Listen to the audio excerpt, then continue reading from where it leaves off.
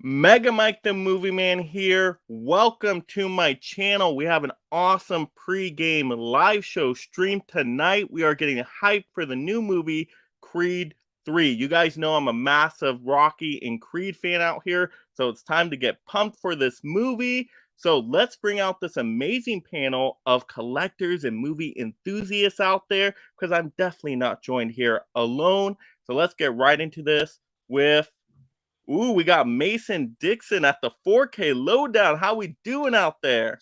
And in this corner, weighing an enormous amount, the lowdown.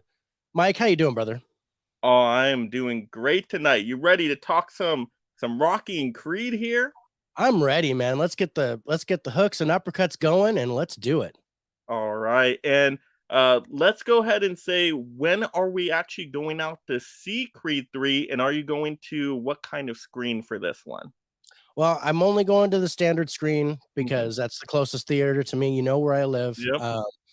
But I'm going on Tuesday because it's date night. My wife wants to see it, so that's how that's going to happen. There you go. That's going to be a fun date night. Is she into the Rocky and Creed movies as well? Oh yeah, she likes action movies just as much as I do, so she's in. Oh, that's awesome. That's going to be a great time. All right, let's go ahead and bring in somebody who tells you all the tales from the shelf. And we got Mark in the house. How we doing, Mark? I'm good, Mike. I'm ready to go 15 rounds with you guys and talk all about Rocky and the Creed franchise. Oh man, I'm so excited to talk about these movies here. And Mark, when are you going to see Creed 3? So I should be seeing it next Wednesday, so 6 days from now. And I'm just going to my standard Regal showing because it's closest, so it's convenient. So I'll be seeing it there. Oh, fair enough. Absolutely. And do you have the Regal Unlimited pass at all, or no? No, I was actually gonna get it this year, and then I had a scare where my Regal was allegedly gonna close. We thought my Regal was closing. And there was like a couple weeks period where we thought it was closing. Like they had a news announcement for it and everything. And then I saw that there were still showings on my app. And I was like, okay, well, if there's still showings, like I'm going to go. And then I went and I talked to an employee and they were like, oh no, we're not closing anymore. I was like, all right, well, that's good. I wish you guys could have like put out another news announcement, like saying false alarm. Cause I've just been in like, you know, in the lurch here, not sure if my favorite theater is closing or not. So anyway, I digress. No worries. Hey, at least the theater's still open. That's good. Yeah, and so I still might get the Regal pass because there's a lot of good movies coming out this year. So we'll have to see. Oh, just this month. This month is stacked for movies. I mean, Scream, Shazam 2. I mean, I've done the math, and I'm pretty sure if you see, I think I had it figured out to where like it would be paid for by like September, and then everything else was like all free movies essentially. So. Oh yeah. If you see enough movies, it's definitely worth it. So I'm strongly looking into that. Oh yeah, yeah. I say if you see at least 2 movies a month, you kind of break even. But if you see 3, then that's where you're saving a lot of money getting that value. Yeah. So definitely going to be looking into that. All right, let's bring out Bob, who was a snack attack in here. How we doing, Bob? You ready to go tonight? Yeah, I just got home like 4 minutes ago. So no worries. Yeah, Mike was sweating it out. He's like, "Where's Bob? Is he gonna make it?" I was like, "Mike, have I ever not made it?" See, I had total faith in you, Bob. Absolutely, I knew you were gonna be here right on time. And so, did you decide on what showing you're going to for this one? You're going tonight still, right? But you're just thinking about the later one. Yeah, I was gonna do the 10 o'clock with Magic Hands in there, but I like to say Spirit Fingers instead. You know, Magic Hands, Spirit Fingers. But yeah, you gotta bring it on, right? Come on, Spirit Fingers. Anyways, I am gonna do the 10:30. I was gonna do the Dolby at 10 o'clock, but it's just too crowded. There's only like 1 seat available, and I'm like, forget that. I'll just do the 10:30, and then I'm not rushing, and then I could have a quick bite before I go. So I go to it's just like a studio. It's just a standard theater. Oh, nice. But we have AMC, so we don't have Regal. But the A-list pass is like $22 or $23.99. That's what I use, and so $23.99. A Dolby ticket alone is like 19 or 18 bucks nowadays. So for us, you see one, maybe two a month. It, like you said, it even pays for itself. So That's a no-brainer. Yeah. yeah. So I do that, and sometimes I catch one movie a month. But this month, yeah, I'll be catching at least 3 or 4. But sometimes I only catch one, and I'm like, man, I'm paying for this. I'm wasting my money. Oh Yeah. my goodness. I like at least one a week for me, but usually 2. I just don't have the time between streaming. That's like half my life, I swear. I feel you on that one. Absolutely. All right. Let's bring out somebody who's making their Mega Mike channel debut here. First time having him on one of my streams. He's a big Rocky Creed fan. So welcome here, everybody. Excelsior Movie Reviews. Also, Hey, how's it going? how we You guys- doing out there, Steve? What's up, Steve? How you doing? Nice to meet you, Steve. Nice to meet you, Steve. Guys. This is the problem having a MacBook. They use Safari, so it's like Oh getting yeah. on, Yeah, you got StreamYard does phone, not like, like yeah, Safari. It's like I didn't have this much trouble last time, but it's a But yeah, nice to meet you guys. I saw you on Huck's stream. Was that your first time ever doing a live stream? Well, I mean, doing one besides doing like Zoom or whatever, doing on my own, but On physical media? first Yeah, time I've you- been on somebody else's stream, but yeah. But yeah, I remember that going much more smoothly before. I was in there way before the stream started. But yeah, nice to meet you guys. Yeah, I do nice the same to meet thing. I have AMC, A-list, and I have Regal Unlimited. I do both of those plans. That all happened during like when COVID started. I was on Regal, and then I went to AMC when Regal shut down the second time. So yes, that's why I'm both. But I see movies all the time. Yeah, it's worth it. I wish I had an AMC near me. I don't though. Only Regal. Oh yeah. I wish I had AMCs too. They're way better quality. Yeah. Especially my Regals. They're just I think you know the 4K low down. They're just Mine's fine. Like it's okay. It's We not have to, we take the good with the bad, and it's definitely not that good. But it's the only one that's close is the two Regals. But yeah, I heard the AMC was going to take over the one at Sequoia Mall. I hope so. They were talking That about would be amazing. Oh, But that'd be great. I'd be down for that. Oh yeah, I like AMC's projectors a lot more than Regal, but I like Regal's auditoriums a lot more. I think they're nicer than AMC, but I think they've let their projectors get old.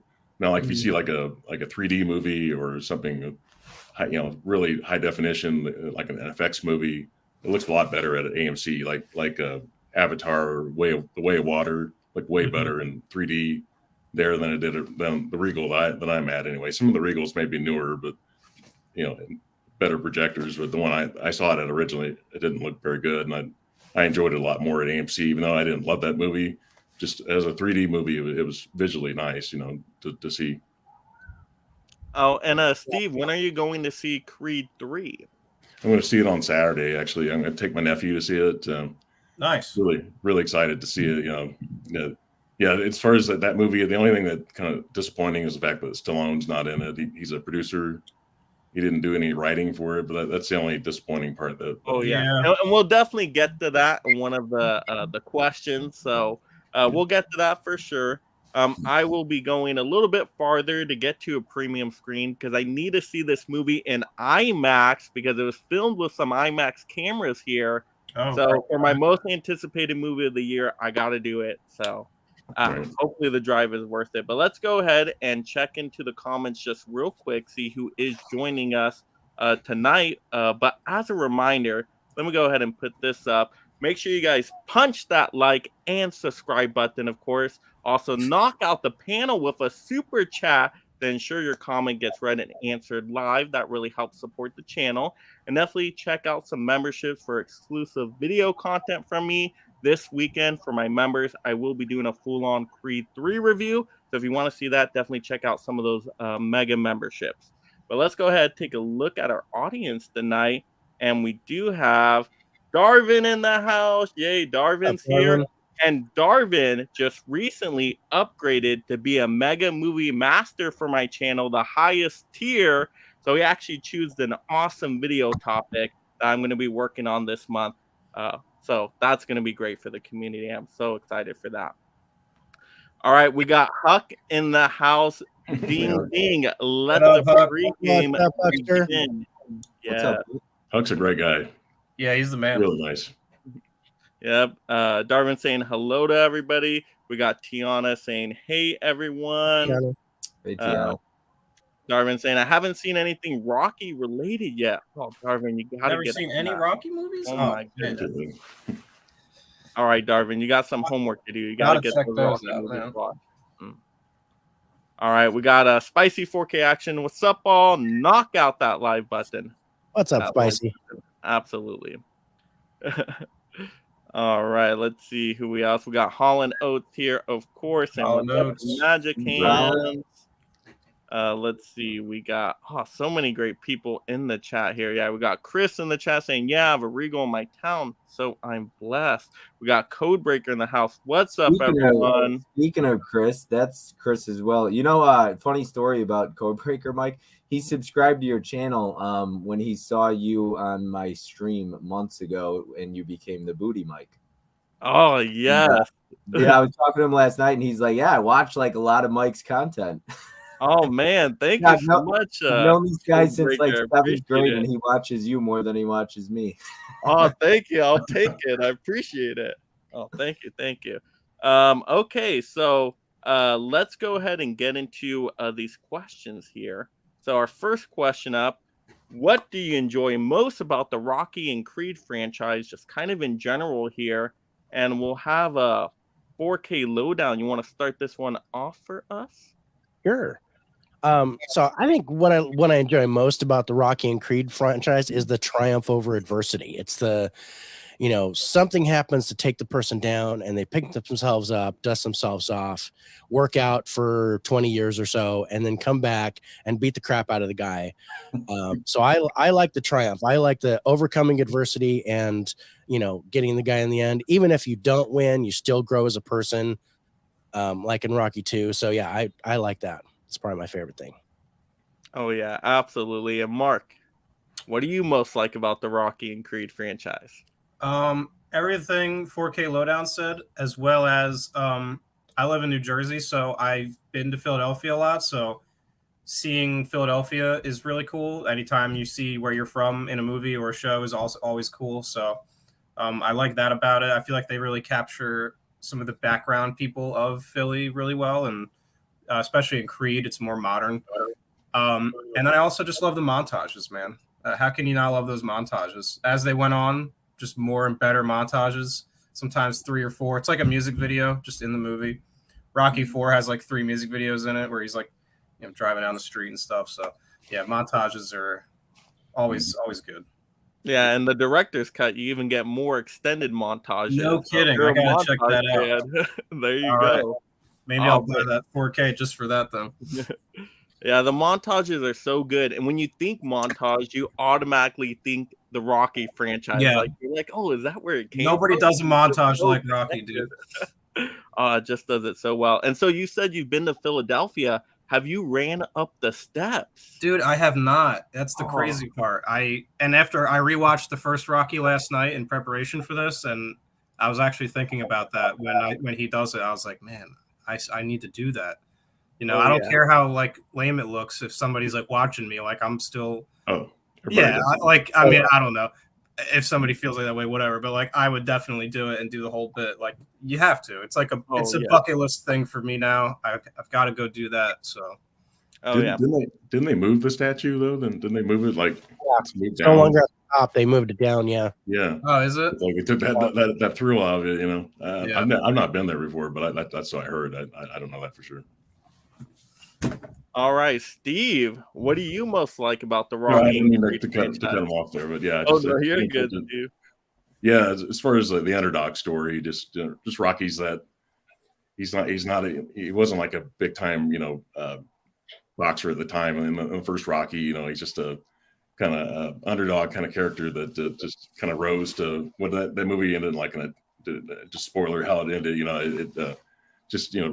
And the Rocky 2 was, so much better. And then I thought they got better as, the third one is, I'll talk about that later. But yeah, the third one is were at all the pinnacle there. I think. Yeah, and Bob, what do you most like about the Rocky and Creed franchise? Yeah. First off, if I lag out or anything, it seems like I don't know why I have been having issues lately with the. I don't know why. Maybe laptop, who knows? But I keep freezing. So as far as for me, it's the training scenes and stuff. All like especially Creed and Creed 2. I love that. It's inspirational and it makes, you know, as somebody like I'm a personal trainer myself, so all that stuff just makes me want to work harder and train harder myself, push myself. It just makes you believe in yourself, you know, especially in Creed 2. He gets and he's like, I watched it last night, but when Sylvester Stallone's in the hospital and Sylvester Stallone comes to visit him, he's like, "You showed heart," I think he says to him. And so he got his ass kicked. I mean, he's huge too, that guy he fought. But yeah, it's true. He showed heart and he wouldn't give up. He kept getting back up. So. Oh, yeah. I mean, I'm going to have to second what all you guys just talked about right now. I mean, with the montages, the redemption, underdog stories, the inspiration. I mean, like, how can you watch Rocky or Creed and not get, like, pumped up, ready to go on a run, lift some weight? I mean, that's why I just go through this franchise so much in my life because I'm like, all right, I want to work out right now. I don't know. I'm not feeling it today. Okay, let me put on a Rocky movie, and I'm like, all right, I'm ready to go. When the montage picks up, I'm like, oh, let's go even harder.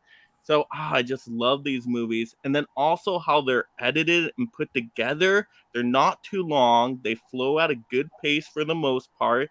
It's just awesome filmmaking to tell, you know, not only a sports story, but they're telling an emotional drama to go along with it. So you actually care about the characters by the time you get to the big sporting event. So I think that's always crucial for the Rocky and Creed movies, and they always get that just so perfect for the most part. Yeah, like that. I just watched the first one last night, and it's like there's no boxing in it, and there's the beginning and the end, and then the rest of it is just all like character drama. So like it's really just bookended by the boxing, and then that changes as they go on, but. That first one, it's like it's almost more about the people than it is the boxing itself. Right. Which I like about it. All right, Mark, you're leading us right into our next question. So I'm going to have you start on this one right here. What are your favorite Rocky movies and why? That's hard. Growing up, it was always 4. My mom introduced me and like my siblings to a lot of these movies when we were really young, and it seems strange to me that looking back that I would be so into Rocky as a kid because I don't know. I feel like when you're younger, this is more maybe an adult thing, but like we would always love watching 4, and we would always sing. We knew all the Survivor songs on the whole soundtrack and everything. So 4 will always have a special place in my heart. And there's some that I haven't seen in a while, like 3 and 5 are probably my least watched. So I need to watch some of those again. So I feel like 5 could be underrated. We'll get into 5 later. But the first one is probably my favorite. Like as an adult and being able to review movies from a critical perspective, 1 and 4 couldn't be further apart on like the spectrum in terms of like tone. So I love them both for different reasons, but 1 is probably the best for me. Yeah, I always compare them to kind of like the Rambo movies. Like Rambo 1 is way different than the Rambo sequels. Like getting into Rambo 3, it's all like action packed and everything. Yeah, it's like an actual character drama, like that first Rambo. You know, he's even like cries at the end there, and it's like very serious, and it's like not at all meant to be like this testosterone like action movie. And then you see like Rambo 3, he's like running through a desert or something with like Stallone should have won an Oscar for First Blood, that monologue at the end of yes, he should have been nominated. He didn't even get nominated. Yeah, and I would have also loved to see him win the Best Supporting Actor for Creed. But yes, that is a travesty because that movie made me cry the first time I watched it. His performance is phenomenal, especially when you have all that added backstory and you feel what he's saying. You know, when he talks about how everybody he knows has moved on and stuff, and it's like, I've known those characters like my whole life, and now, you know, Rocky's the only one left. So, yeah, he 100% should have won that Oscar. Yeah, the first Rocky was like he won Best Picture and Best Director, and Stallone lost for Best Original Screenplay. He wrote the first Rocky and lost it. He wrote all the Rockies. Lost the Oscar later. nomination. Did he write them all, Bob? I thought he wrote he write? He wrote like most of them, if not all of them, right? I only knew for certain that he did one, but I don't know. He wrote quite a few. I think he he did at least up them, to 4. I think it was at least up to 4, 5, maybe. And then he directed a bunch of them too, right? Didn't he direct? No. He I thought he directed some of them. Didn't he direct? He directed he didn't and what else? 3 and 4. Maybe He directed Balboa. I thought he directed 4. He definitely directed 6. He directed Balboa. Did he? I thought there was a handful of sequels that he directed. I don't think it was 5, right? He didn't direct 5. Okay, so he's right. He directed 2, 3, 4, and Balboa. That sounds right. Yeah, that's why they're the best ones. Yeah, Expendables. The first one, to the fifth one. The same director. He directed Expendables, Rambo, Staying Alive, and Paradise Alley, which I've never seen. The first Rambo he directed? No, Rambo 4. Oh, okay, sorry. Yeah. All right. So, Bob, I'll have you take it away now. What are your favorite Rocky movies and why? I haven't watched the Rocky movies in ages. If they're all a blur, except for the first one, because I rewatched that like 2 years ago, and it might have been a first-time watch. So all of the Rocky movies, my dad showed me when I was younger, and I was 2. So it has been 24 years since I've probably seen them. So I'm not even sure I've seen all of every single one of them. They basically be first-time watches.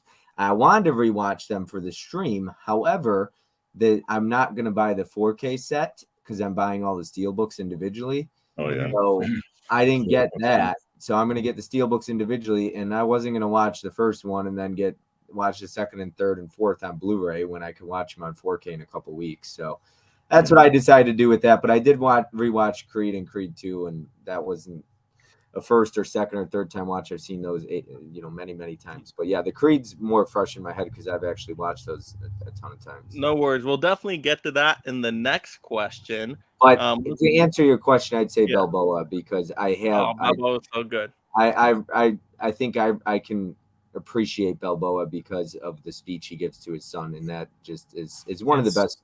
One of the best speeches.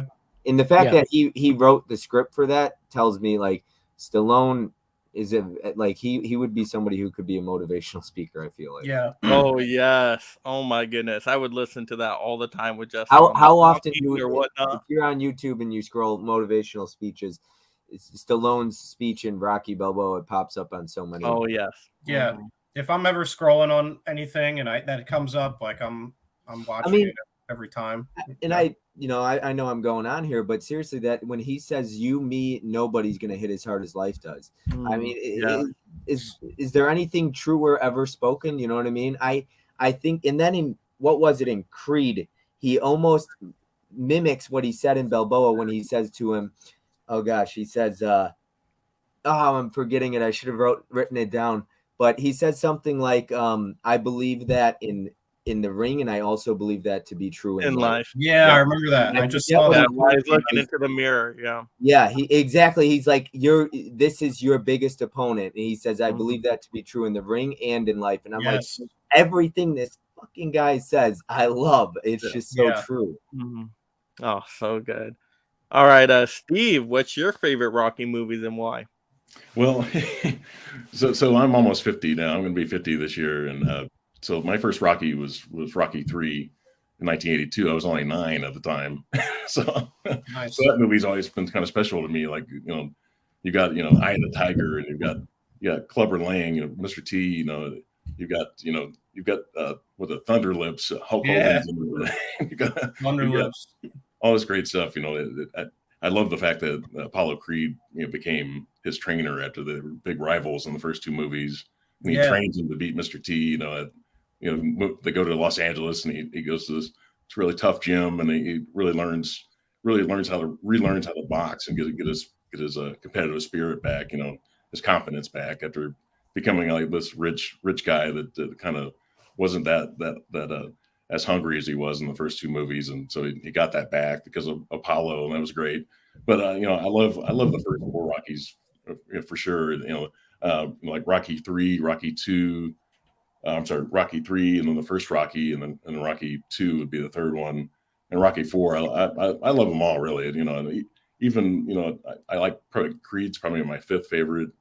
and then Rocky Balboa will be 6, and then Creed 2, and then Rocky 5 is last. But I still love Rocky 5. I love that, the street fighting kind of thing. Love all that. But yeah, as far as Rocky, like you know, and Creed, you know, you're talking about how he got inspiration, how he visits his wife Adrian's gravesite, and he's deciding whether he's going to train Adonis Creed, and he's something like, you know, he decided, you know, that the future, you know, is now. Really, now he can't really live in the past, and that's when he decides he's gonna train the kid. You know, he's gonna finally you know, get back to that part where he feels like this kid's valuable, and he needs to teach Apollo's kid how to box, you know, that kind of thing. That whole inspirational kind of thing of today's generation and not living in the past, that kind of stuff that he learned from that. So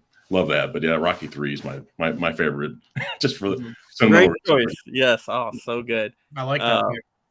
4K Lowdown. Which one is the one where they both fall? Is that 3? And that's 2. They both fall at the end, and then they have to get up. Yeah. And Rocky beats him. Either all a blur, they become a blur. I know the 4th one, he goes to Russia. I know that one. Yeah. And Mickey dies in the 3rd. But it's just, you can see it's all a blur for me. Mm-hmm. All right. 4K Lowdown. What's your favorite Rocky movies and why? Well, you know, like Steve, I'm in my 50s. So I'm hitting 53 this year. Okay. And so when the first Rocky came out, I was 6 years old. And I was like, what the hell am I watching? I have no idea what's going on in this movie. So I didn't like it, you know, but I was just a little kid. But it was 3 and 4 that really got me. I got a soft spot for 3 because Hulk Hogan was in it, and I used to be a pro wrestler. So I have a special, you know, a special place in my heart for 3. But I think 4 is probably my favorite. Just with the montages and the action and all that stuff. I haven't seen the director's cut yet. I can wait for that. But I did like the first Creed a lot. I was like, okay, now they're starting to bring that back. And this, you know, I was kind of dreading it at first. I was like, oh, what are they going to do with the franchise? But then when Creed came out and I watched it, I'm like, okay, Michael B. Jordan can do it. I'm happy. So yeah, but I had to go in order. I'd go 4, 1, because I came back to 1 later in life. As I'm not going to say I'm an adult, because I'm not an adult, but as a full-grown person, I started to like 1 a lot more as a movie. So it'd be 4, 1, 3, and then 2, then Creed, then Balboa, and then Creed 2. Great. Dude, there's so many former wrestlers in this. Former pro wrestlers. You, Cody, and Garrett. That's 3, and I think there's more. There needs to be a stream with y'all. That's a good idea. All right. So let me answer this question. So my favorite Rocky movies. Rocky 4, of course, is number 1 by far. I love Rocky 4.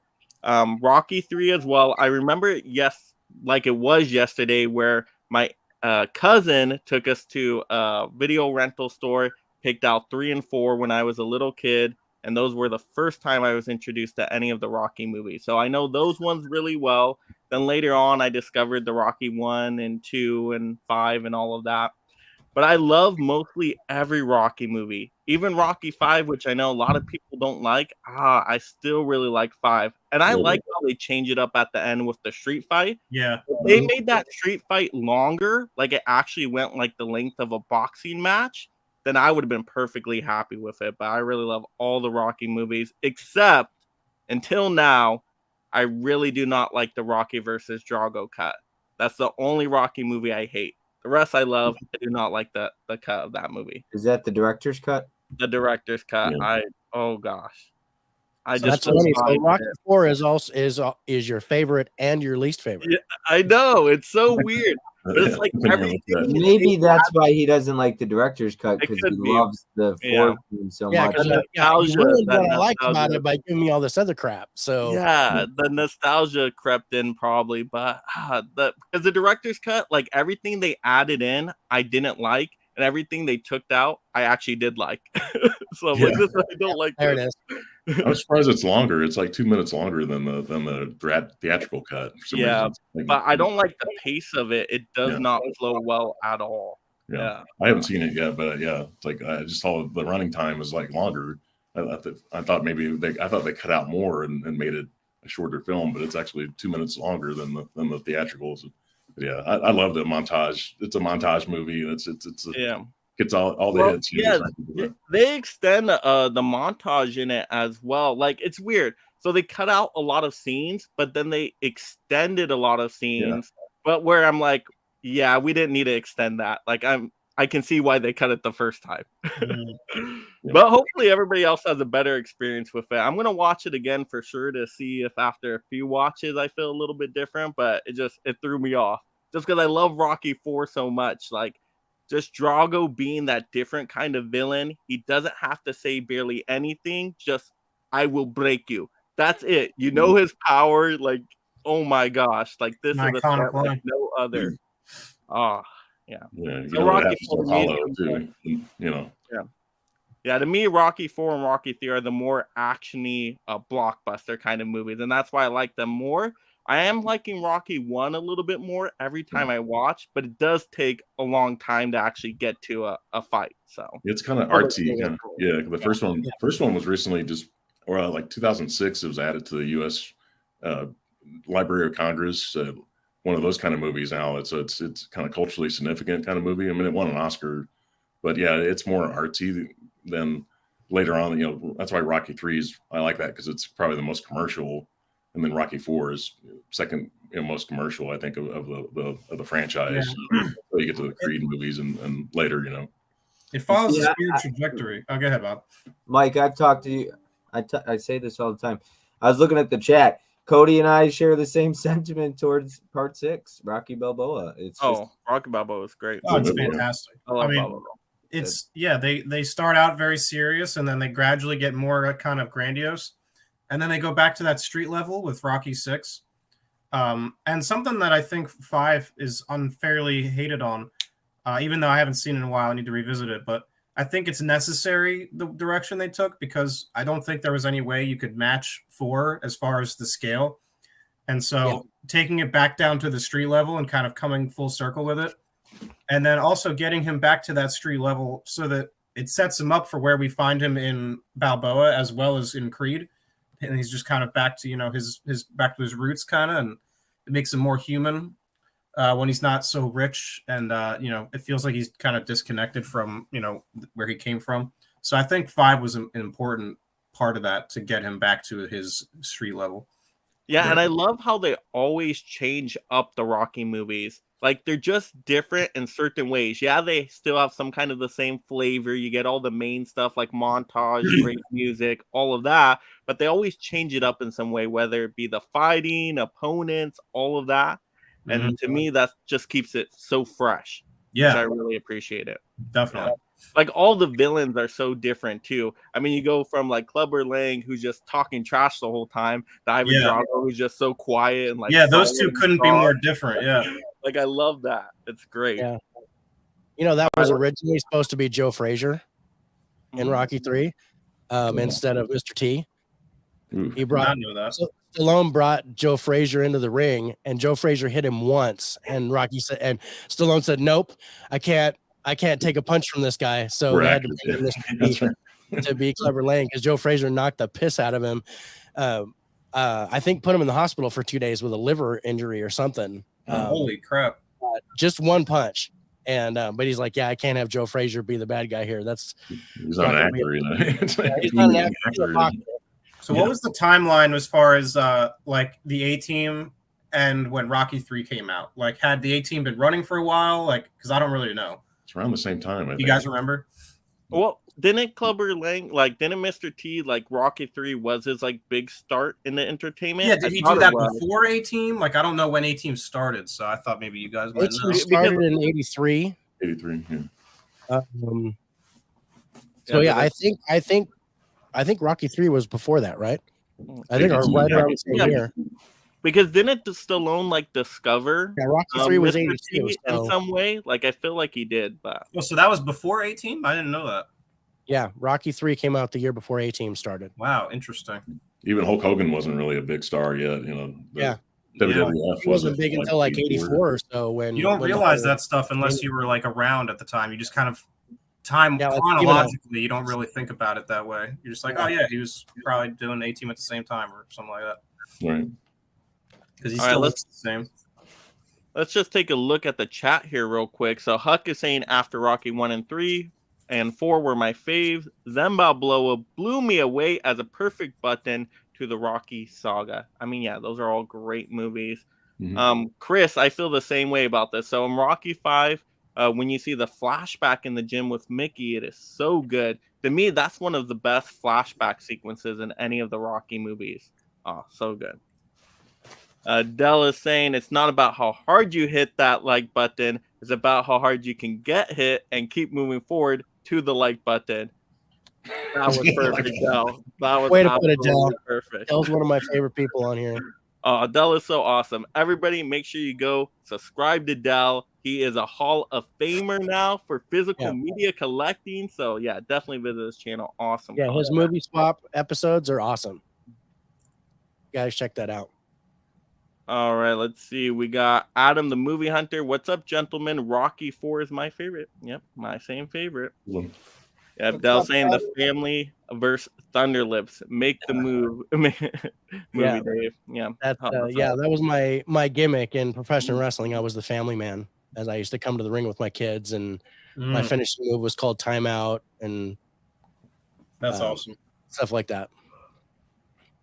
Yeah, Hulk Hogan was a monster when I was a kid. Like in 1984, I remember that moment when the Saturday night main event, whatever. That's the first time I'd ever watched wrestling. Oh yeah, it was like Saturday Night Live wasn't on that week, and they had wrestling, and that's when I learned Hulk Hogan was the guy that ran that franchise during that decade, especially and that he became a star. And then I think I had seen Rocky.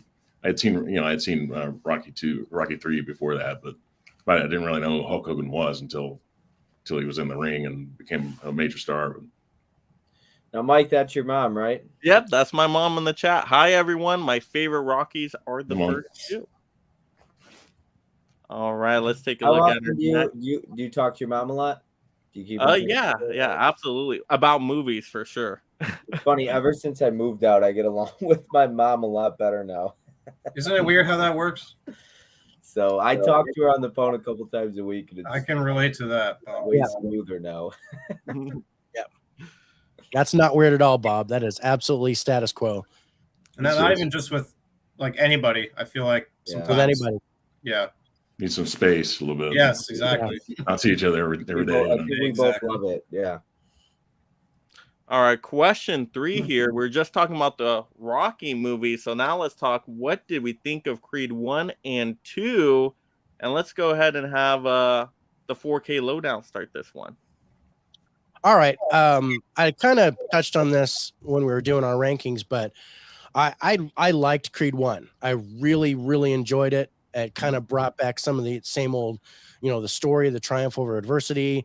And you got, Rocky doing his thing, and he wasn't fighting, which I really liked.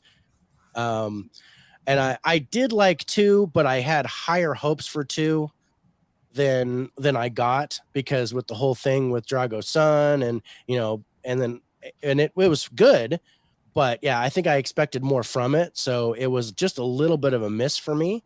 Mm-hmm. But I did like it. I still have it. But yeah, I don't know if that might be something.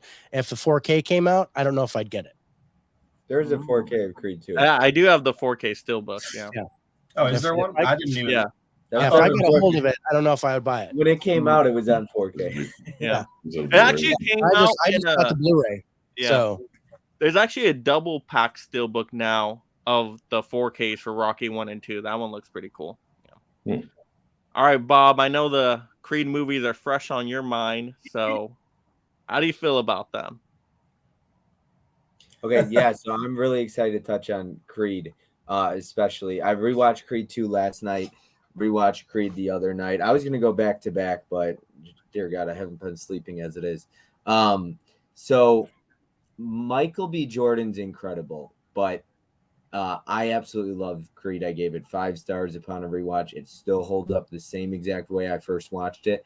But as I rewatched that movie, I completely forgot about how good Ryan Coogler is at directing his.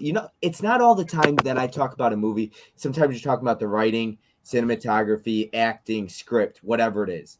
But I need to give Ryan Coogler credit for directing his fucking ass off in Creed, because that movie was incredibly directed. And the shots in the first fight, how the camera just pans around constantly. Good. The camera work in Creed is remarkable. Absolutely stunning. It is remarkable. And when I'm rewatching Creed 2, I'm like, it doesn't compare to the camera work in Creed. There's some great camera work, but I really wish Ryan Coogler would have directed Creed 2. And I'm so excited to see what Michael B. Jordan. I know we'll get into that later, but I'm terrified, but I'm also excited because I'm a huge Michael B. Jordan fan, and I really like to see directors get their chance at directorial debuts. So, but yeah, Creed 1 especially, just him going through cancer, chemotherapy, and he's like, if I fight, you fight. But when he's in the ring at the end and he says, I fought, you fought, if you go out there and you knock this guy down, I'll fight, I'll fight. And it's incredible. And man, it's so good. It's just so good. And it's realistic because he doesn't win. And it's awesome. Friggin' awesome movie. I love Creed so much. It's easily in my top, it's 1, 2, or 3 of that year, and probably top 25 of the last decade or so. All right. And Mark, what do you think of Creed 1 and 2? A lot of same opinions as Bob. The first Creed is phenomenal. I didn't see it when it came out. I only saw it probably. What year did it come out? 2015? Does that sound right? 2015. Yeah, that's right. 2015. So I didn't see it when it came out. I didn't start collecting Blu-rays seriously until 2018. And I think I bought it in like a Facebook Marketplace lot. I bought my copy. And I was curious about it, and I watched it, and I was just like blown away at how good that it was. Like I said, I've liked this franchise since I was a kid, and just seeing how it feels like such a seamless transition. Like, it doesn't feel like so often now, especially nowadays, you have these like franchises that they dig up and they bust out the legacy actors, and they're like one for one last ride and all that crap, and it's so many times it feels disingenuous, and it doesn't feel connected organically like to those first movies. Creed is like the shining example of how you do that, in my opinion. And Creed 2 is good. It doesn't hit the same highs as the first one. Because the whole cancer subplot with Sylvester Stallone in the first one is like, it felt more like the first Rocky, where it was more about just the people and the characters, and there's more boxing for sure, but like just his relationship with the Creed and Sly was like, that was the heart of the movie, and it works better for me. That's why I said he was really deserving if he had one. I know he didn't win the Oscar, but the scenes with him losing his hair, and when he's puking and he's like, no, just let me walk, and when Balboa's helping, or I'm sorry, Michael B. Jordan's helping him. But so I think Ken had said it in a Letterboxd review, but Michael B. Jordan and Stallone's chemistry on screen is one of the best. I mean, out there. No, it's undeniable. It's phenomenal. So I can't pass judgment until I see Creed 3. So not having him in it could feel, like a big negative, but we'll see how they do that. There's one other thing I wanted to say. What was it? If I think of it, we'll come back to it. Was that a shot at Fast and Furious when you said one last ride? No, actually, it wasn't. But no, I maybe subconsciously that's where I pulled that from, because you know what I mean. Like, there's so many of these movies now where they like try to cash in on a successful franchise from decades prior, and this was like my favorite example of that for sure. So, all right, Steve. I know you talked a little bit about them already, but did you have anything to add to that? Yeah, Creed 1 was great. I think Stallone actually didn't write any Creed 1. I think I imagine he probably had something to do with the dialogue and stuff he knew about the Rocky character, because he wrote the character and he knows him, but he's not listed as a writer for the story. And he almost won an Oscar for it. I think he won like a Golden Globe for the first Creed, I believe. He was almost a director on 2. He was set to direct 2 before Staples, is that the guy's name who directed it, ended up coming in and directing it. I would have loved to see what Stallone did directing 2. I would have loved to see that. Yeah, but yeah, I thought the first Creed was a lot better than the second one. Though I love that ending to the second one, that when Stallone goes to see his son after being kind of estranged from his son, and he knocks on the door and he sees his grandson there, and then as soon as he sees his son, they kind of hug, whatever. All the troubles that they had before all went away at that point, and so that was perfect. And I wish he would be in this third one here, but I'm really excited about Jonathan Majors being the villain in this third one. So, Creed 2, he wrote Creed 2. Stallone did. He did. He did, and that wasn't as good. That's a disappointing but part. That's why I mean, sometimes like with his direction, does it turn out differently? Yeah. So, yeah. I think Stallone's a great writer. Oh yeah. But he had somebody else come up with the Creed, write the story, and then said, "Hey, would you like to star in this movie?" And he did. But I'm sure he had some input, even though he's not listed as a writer. I'm sure he had something to do with how I freaking love Stallone as a writer. Yeah, over the top cliffhanger. Yeah. I will say, I think that there is something to be said for like having this move forward as Michael B. Jordan's series and not having Sly attached, because it's his story now, and they've had him for 2 movies. So, I mean, I'd be okay with maybe like just a cameo from here on out. Well, I'm heartbroken because seriously, my heart is like shattered because we got no Stallone, and then next week no Nev Campbell, more than likely. So I'm really not. Yeah, that's a whole other. Make sure you check up on me on Instagram to see if I'm all right. Exactly. Yeah, we'll definitely get to that. We gotta make sure you're okay. Yeah. All right. Nev Campbell won't be in it. But who knows if she sneaks into that movie. All right, we'll save that for the Scream 6 pregame, everybody. You guys are jumping movies here on me. All right, so let me talk my thoughts on Creed 1 and 2, because you guys be bashing on Creed 2 here. No, I like Creed 2, Mike. I still like Creed 2. Okay. It's like I gotta cool down. When Creed is like all the way up at the top, it's a hard. But even if you're still right here, that's still good. That's good. Yeah. So I like both of the movies. I love Creed 2. I prefer Creed 2. Absolutely. I love the story to Creed 2. Like literally all the Drago stuff like gets me so choked up and teary-eyed. Like when Rocky goes into the restaurant and he's like, "Is that you?" And they start having that conversation. And Rocky's like, "What? That was like a million years ago, 100, so long ago." And Drago's just like, "Yesterday to me." And you just feel like all the pain and suffering Drago went to. Like literally his family turned against him, right? His wife left, even though they had a kid. The whole country turned against him. Like literally he was supposed to be their superstar. And like after that loss in Rocky 4, they just disowned him. And to see them like working and then like getting up in the morning to jog and like still training. I mean, I love that stuff. Like to me, it hits me more. So Creed 1 hits me too, but Creed 2 just, it gets me so good. And then I love the fight at the end where then Drago throws in the towel for his son. I'm like, yes, he didn't make the same mistake that Rocky did with Apollo. He thought, okay, his son's life is more important. We don't want to jeopardize him anymore. Put him. He had a character arc.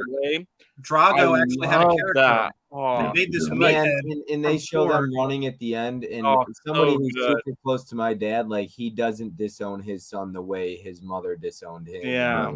his wife and all that stuff. And I really did appreciate them running at the end together. So good. That's a really good point, Mike, that you've made there, because it goes a long way towards humanizing Drago.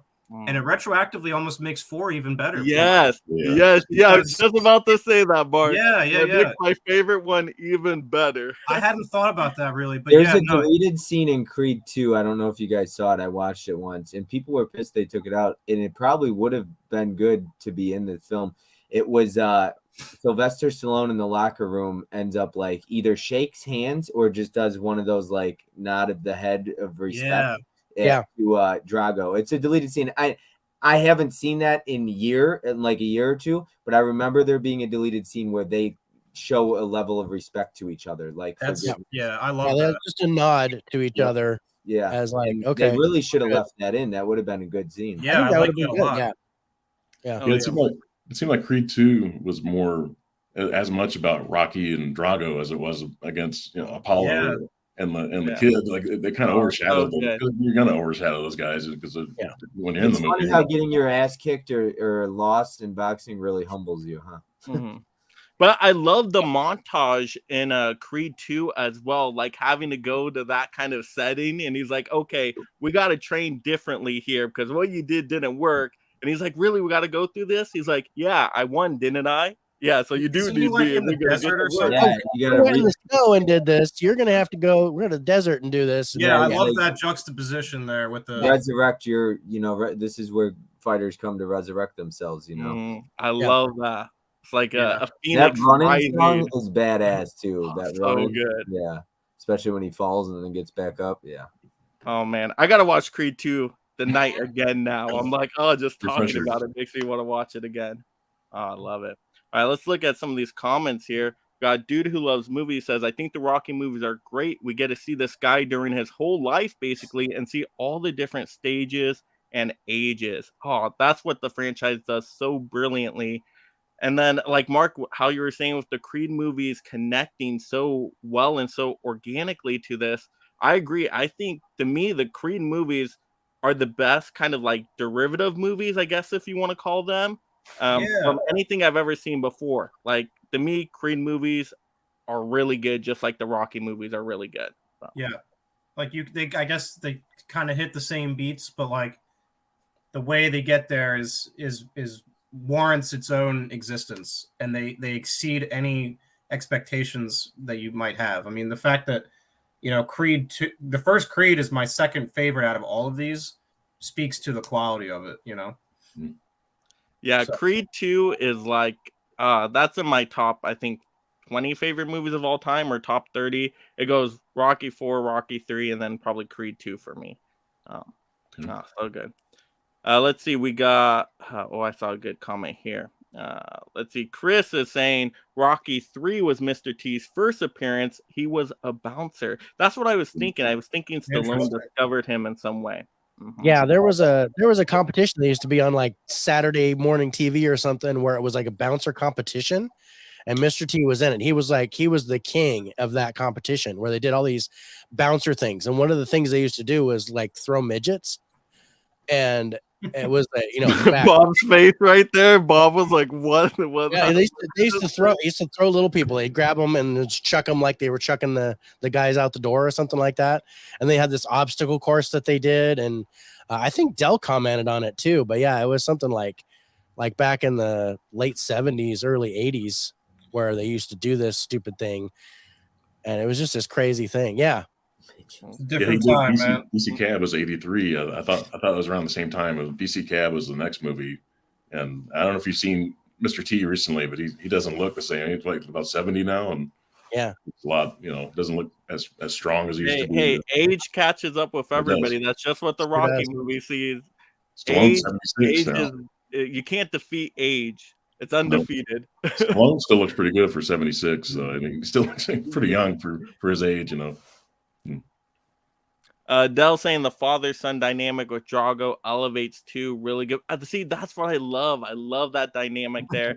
And then you almost have like a Rocky who's like a father, person to Adonis. So because Apollo's passed and all that. So I love that dynamic. I think they do it perfectly.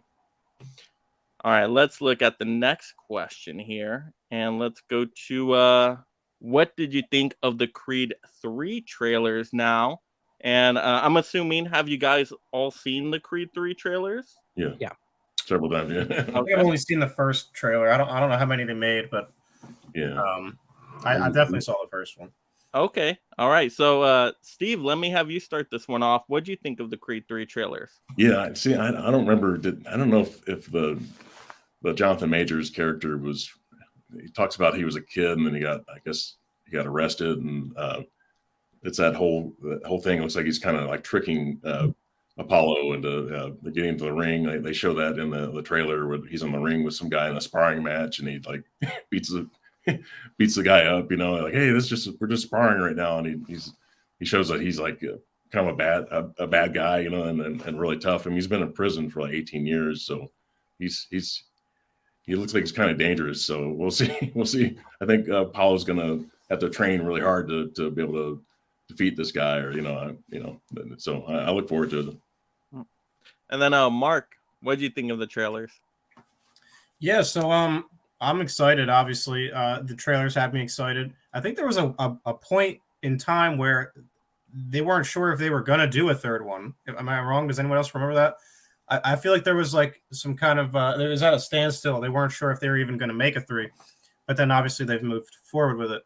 And I'm glad that they have. 2 ended so perfectly. And that's what I was saying. That's what I was thinking too. When I heard that, I was like, you could leave it here and it would be fine. But I'm also fine with giving. There's more story to tell for Adonis, so I'm fine with that. But and hearing that Jonathan Majors is in it is a big selling point for me, and I'm sure a lot of other people, because he's on such a tear right now. And I think actually Ant-Man and the Wasp opened at #1 last weekend or something like that, and then this weekend Creed 3 is on track to open at #1 as well. So he's just like, and he's in both of those. So, and I think the last time that happened was in like 2009 or something, where an actor was in 2 of the same movies that opened at #1 in like back-to-back weekends. I think I read that somewhere. But regardless, very excited for the movie, obviously, and just to see Jonathan Majors. I haven't seen Ant-Man, and I haven't seen Devotion, so I've actually never seen a movie with Jonathan Majors in it. So I'm excited just to see what the deal is with him. Dude, he's massive. Yeah, dude, crazy shredded physique, bro. I'm so excited to see, because he seems like he's gonna be a great villain for Michael, and they're both huge. So, it's gonna be sweet. Yeah, I like the Kane character quite a bit, and he didn't have that kind of arc. He's. I saw Devotion last year with Glenn Powell from Kingman and Top Gun Maverick. Yeah. It's not a great movie, but I like the two actors. I was thinking about watching it. If it comes to streaming free somewhere, I'll check it out. Yeah, to me that movie totally felt like a discounted Top Gun Maverick. Right. Yeah. It's pretty decent. Like if you forget about Top Gun Maverick, it's still pretty decent. Yeah. Right. Lowdown. What do you think of these Creed 3 trailers? Yeah, no. See, the first time I watched the trailer, I was like, okay, so is this Clubber Lang's kid? Is that everybody what we're fighting against? But then as I got to see the trailer more and more, I got to see the character development of Jonathan Majors' character, and I'm a huge fan of Jonathan Majors. I have seen Devotion. I loved him in Lovecraft Country. Just an amazing dude. He is ready to like strike it big, and I see an Oscar nomination for him in the future. Yeah, not maybe for this, but something later. Great actor. So then I'm like, okay, now it's okay. So it's Killmonger versus Kang in this movie, and they're both shredded. So I am down for this. This looks like it reminds me of Rocky 3, where this dude is just gonna beat the snot out of him, and then Adonis is gonna have to come back and triumph over adversity, and that's what I want. So yeah, I'm totally down for this.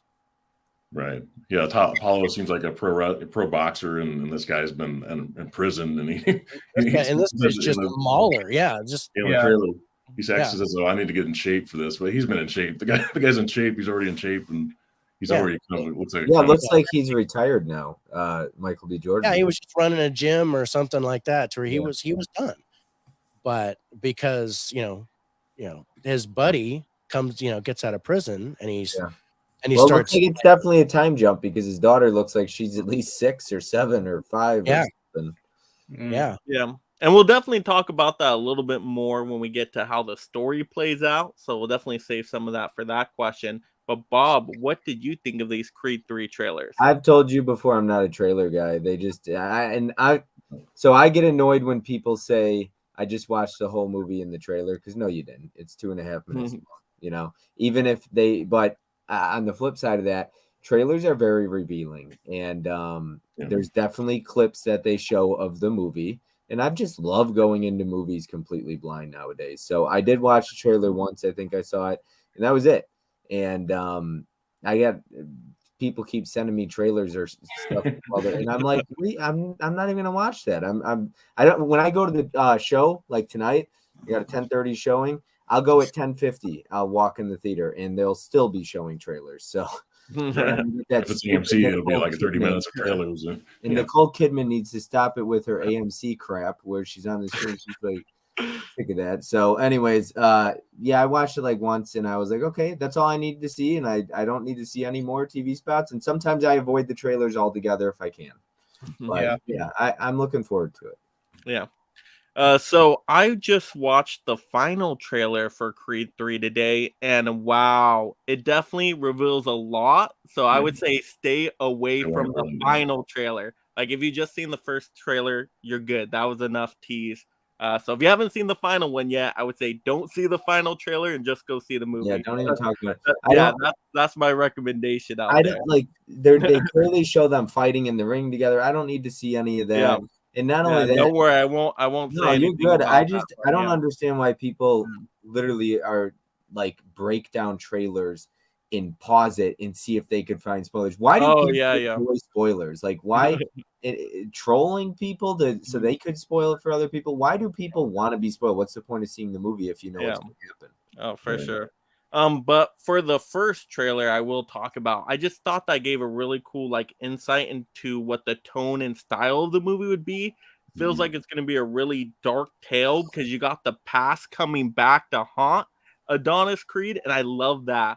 Oh gosh, that's going to be a great villain story. And how you guys were saying how Jonathan Majors is just so shredded in this movie. Like, normally you got Michael B. Jordan next to anybody, you're like, oh, Michael B. Jordan can take down anybody. You throw Jonathan Majors in there, I'm like, ooh, I'm scared for you, Michael B. Jordan. I'm like, oh my goodness, you're gonna have enough time on your head. I'm like, Jonathan Majors, I don't know what kind of breakfast he's eating, but it's a balanced breakfast for sure. He is massive. It's like, what? Oh my gosh, dude, his trap, the size of his traps are the size of my head. It's outrageous. I'm like, oh my goodness, like Michael B. Jordan, man, like those are two of the best. Not only some of the best looking dudes in Hollywood, but they are easily probably the two most shredded dudes in Hollywood. Yeah.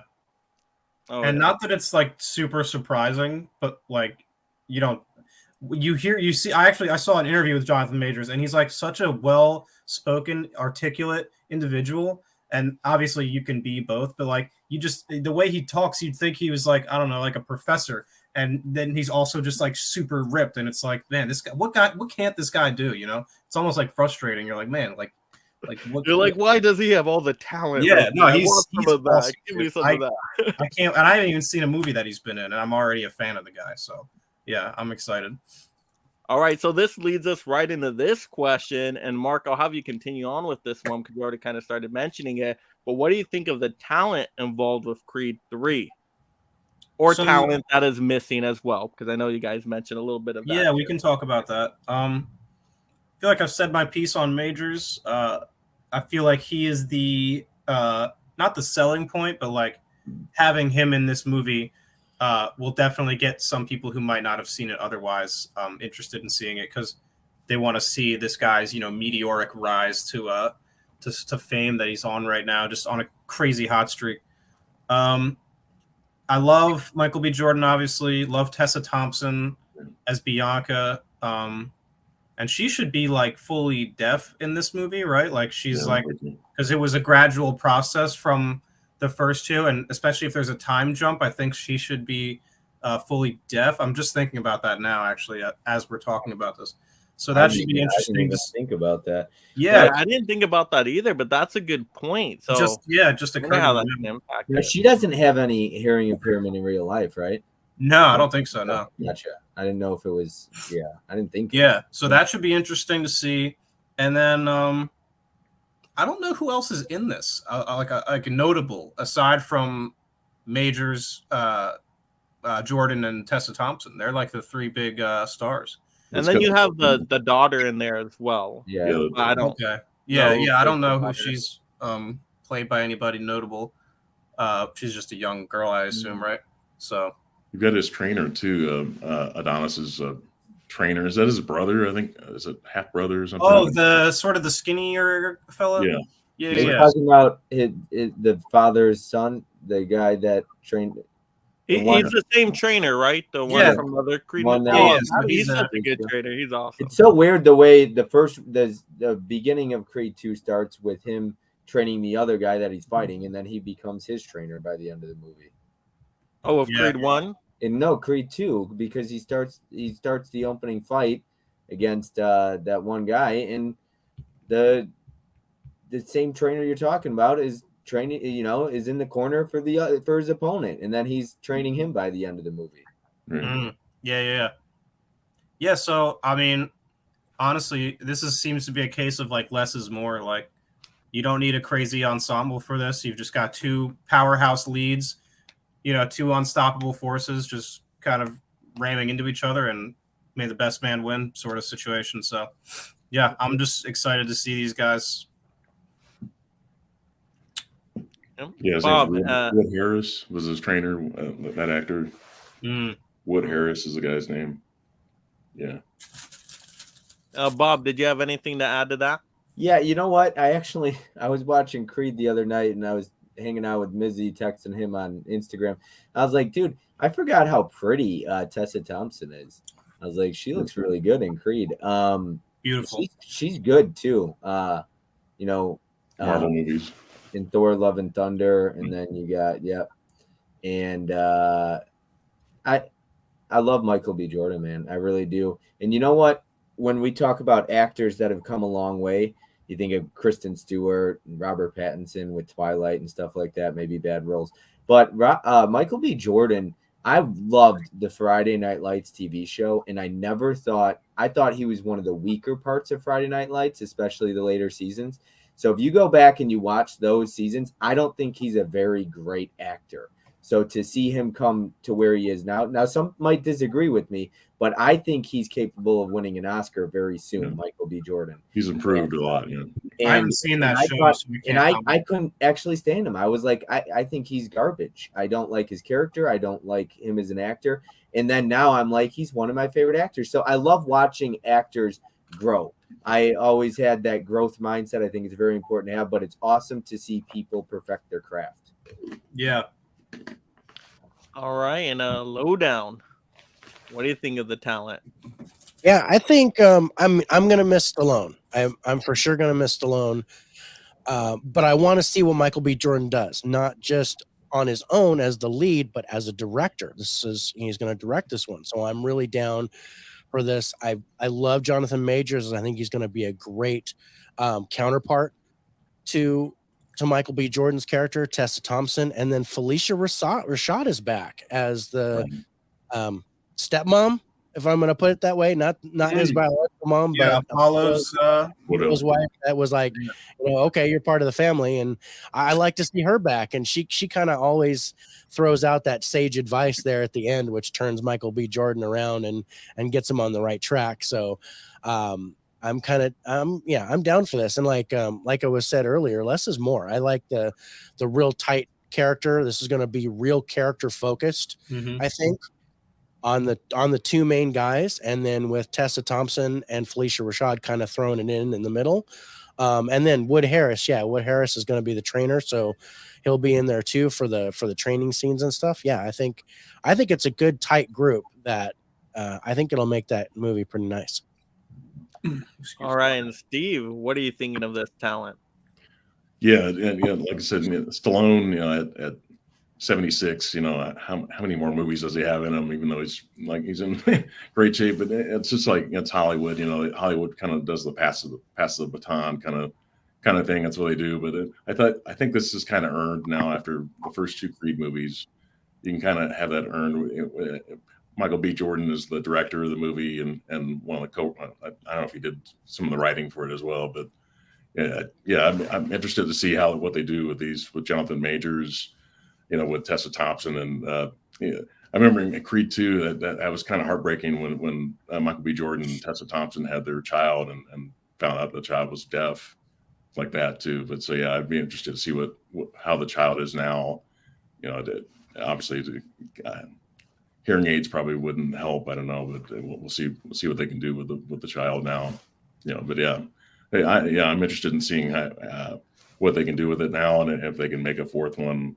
And that's another, in that scene in particular, another great performance by both Tessa Thompson and Michael B. Jordan. Heartbreaking because they we didn't know if the child was going to be deaf, and child was deaf, unfortunately. Forgot about that part. Honestly, I didn't remember that the child was also deaf.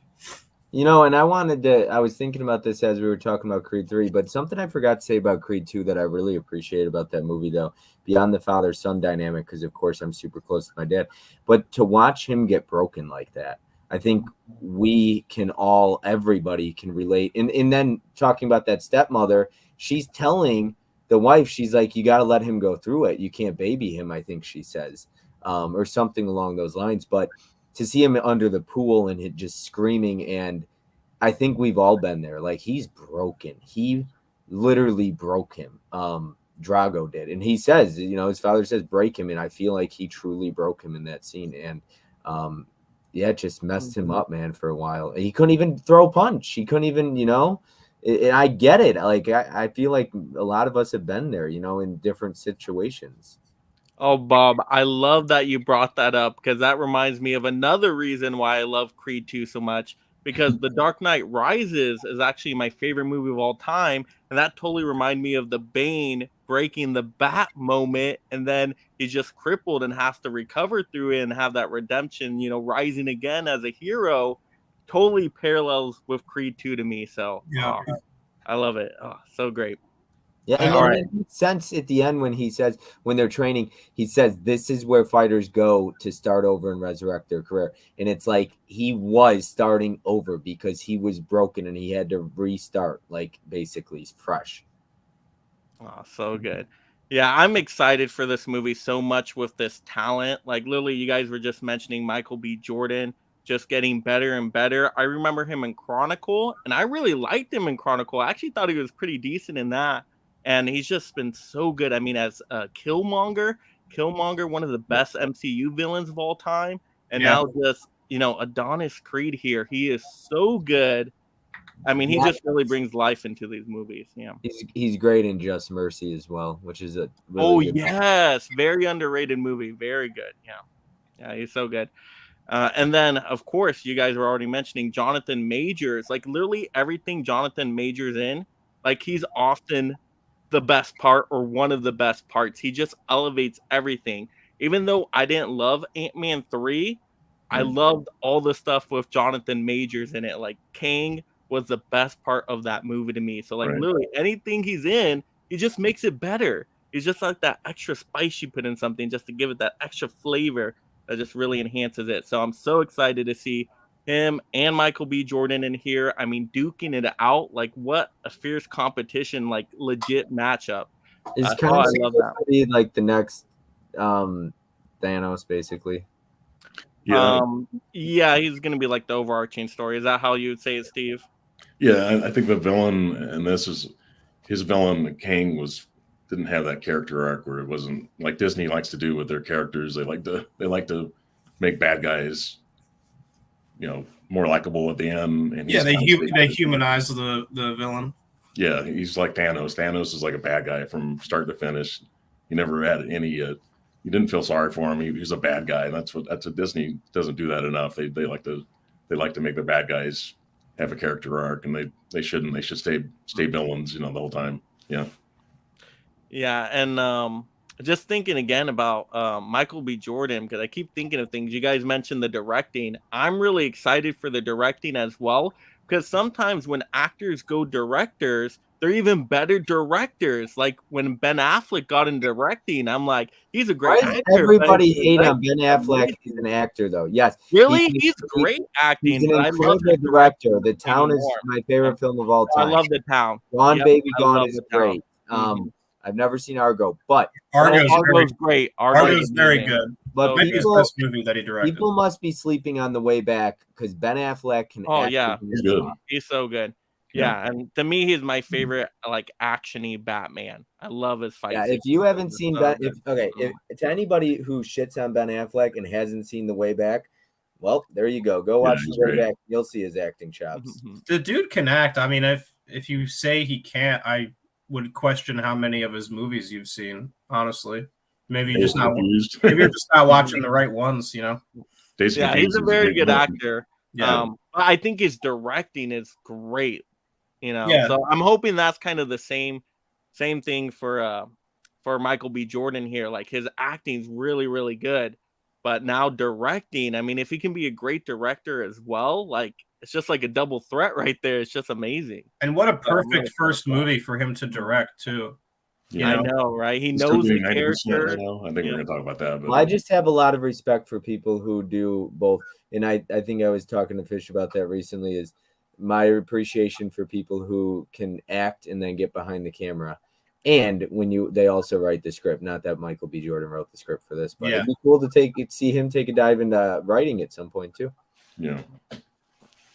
And then I know some people were mentioning about Stallone not being in this one.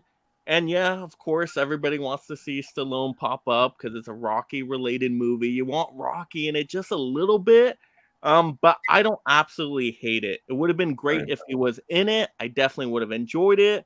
But because he's not in it, it doesn't mean, oh, I'm going to hate this movie. Oh, I don't even want to look at this movie. No, the movie can still absolutely be amazing, even though Stallone's not in it. It is kind of, yeah. Did you hear Stallone's comments? So I'm a huge Stallone fan. That was kind of sad. Rubbed me the wrong way, though. It did. It rubbed me the wrong way. If I could go back, I would have been in it because they're going in a different direction than how I would have. And I'm like, that was sad. Yeah. Why are you saying all this now when you were like totally against being in it, and now you're saying you would have? I guess the biggest thing for him is he hates Winkler or whatever, the guy, like him and the producer, whoever owns the rights. Yeah. Fucking hates that guy. The things he says about him, because him and his son are just greedy, whatever. But because I guess in this speech that he gave, he said that if that guy wasn't involved and there was a script for 4, he would potentially come back for 4. So it's like, why are you saying these things when you? Stallone's listed as a producer of the movie, though, too. Yeah. Yeah, but it does kind of rub me the wrong way because it's like, I know it's like Sylvester Stallone's baby here, this franchise, but I mean, it would also be nice to see him like support the movie, even just for the other talent involved. I mean, if you got Michael B. Jordan directing for the first time, like just have a little bit more positivity with it. I don't know how to say it, but it just felt like, I don't even want to see the movie. Because it's kind of put me out of it. Mike, did he? I was getting in that quote he gave. Did he say something like, "They're going a different direction. I don't like to see my characters beaten down." Yeah, which was ridiculous. I was the whole Rocky idea is him getting beaten down. Like, and he was like, I don't like how dark they went with the story. Like he wrote the script. I'm like, what are you talking about? That is the Rocky movie. Out of him in Creed. Dude, Apollo literally gets murdered in the ring. That's pretty dark, wouldn't you say? Yeah. I love Stallone, one of my favorites, but his quotes about this movie, he's just not handling it the right way. Yeah. It's like you regret not doing something and then you bash it. It's like, well, you originally didn't want to be in this. I think it was open for him coming back. He just, after Creed 2, he came out before they even talked about Creed 3. He was like, that's it for me. I'm done after Creed 2. So he was done from the beginning. Yeah, Yeah, not Stallone's finest moment with those quotes for sure. I'm not gonna hold it too much against him though, because everybody has a bad day at the office. Yeah. Everybody says stuff that they wouldn't be super proud of once in a while. But yeah, that did feel a little bit just like sour grapes on it, and he just was saying those comments out of more like anger towards something else rather than actually the movie story itself.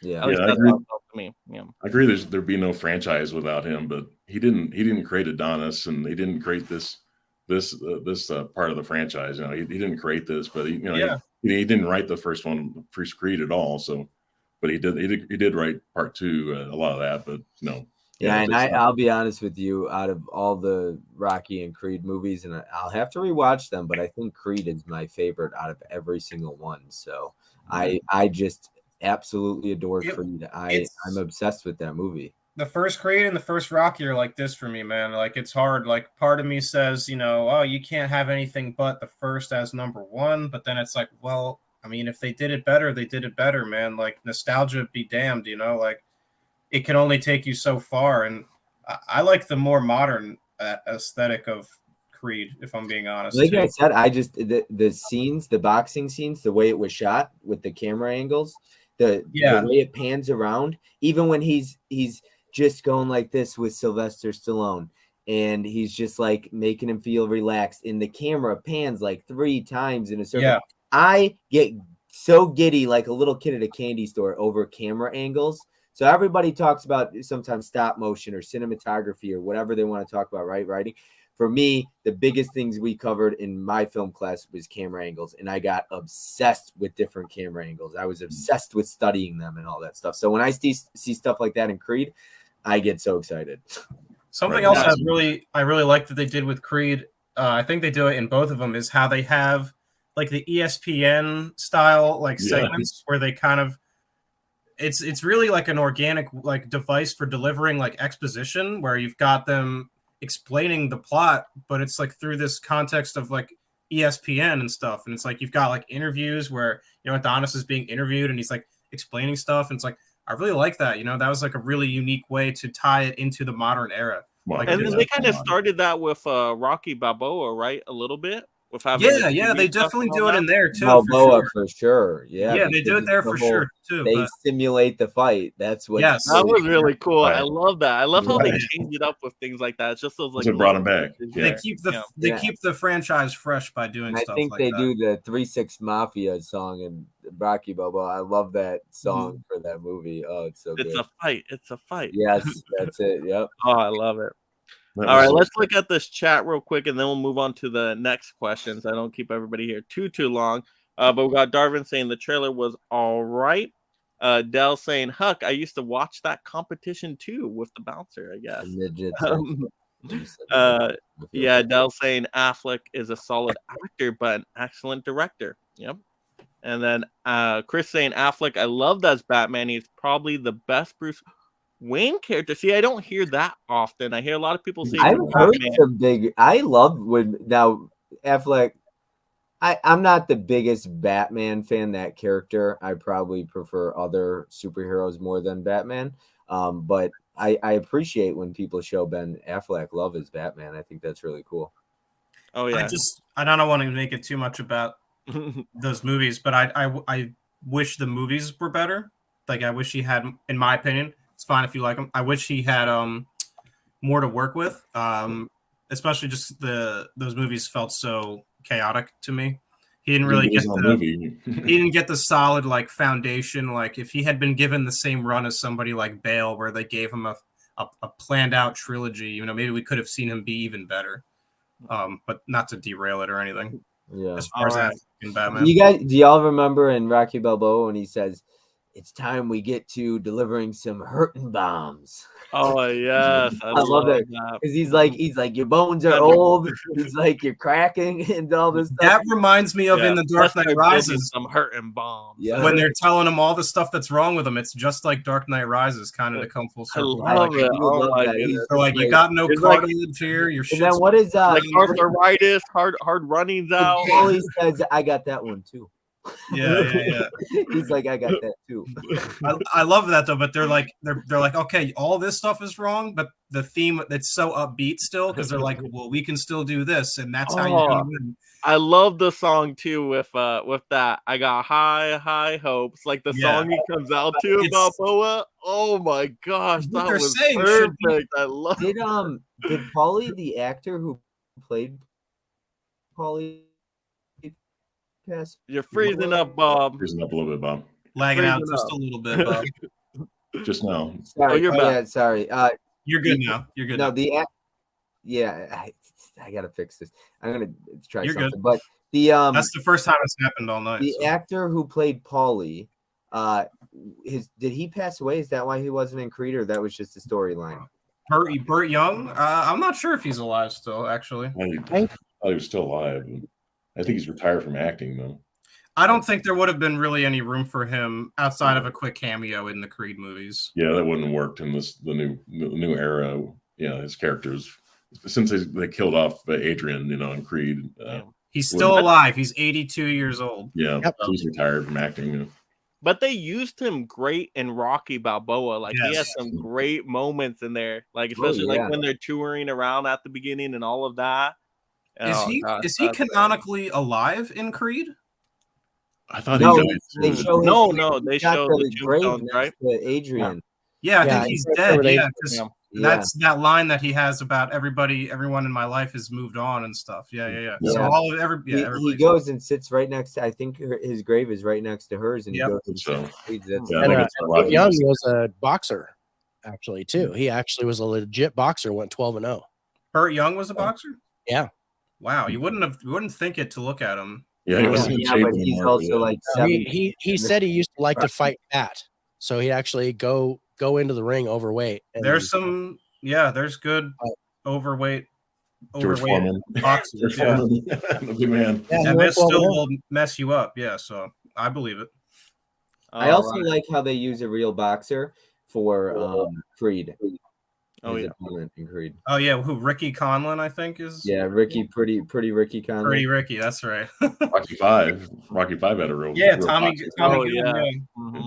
And I really like that they at the end of Creed he says you're the future of this division. That's excellent scene because it shows that you respect your competition. That mutual respect, man. Yeah, he did not anticipate that. I love stuff like that in movies where you've got this guy who's built up to be this horrible person, and then when they ultimately lose and they're able to, it just gives me like, I don't know, it makes me happy. It's like, man, even this guy who's such, this seemingly awful person is not to get off topic here. I'm sorry, man. No worries. You have me on your let's stream. Move it along here for our question 6. But Never Back Down.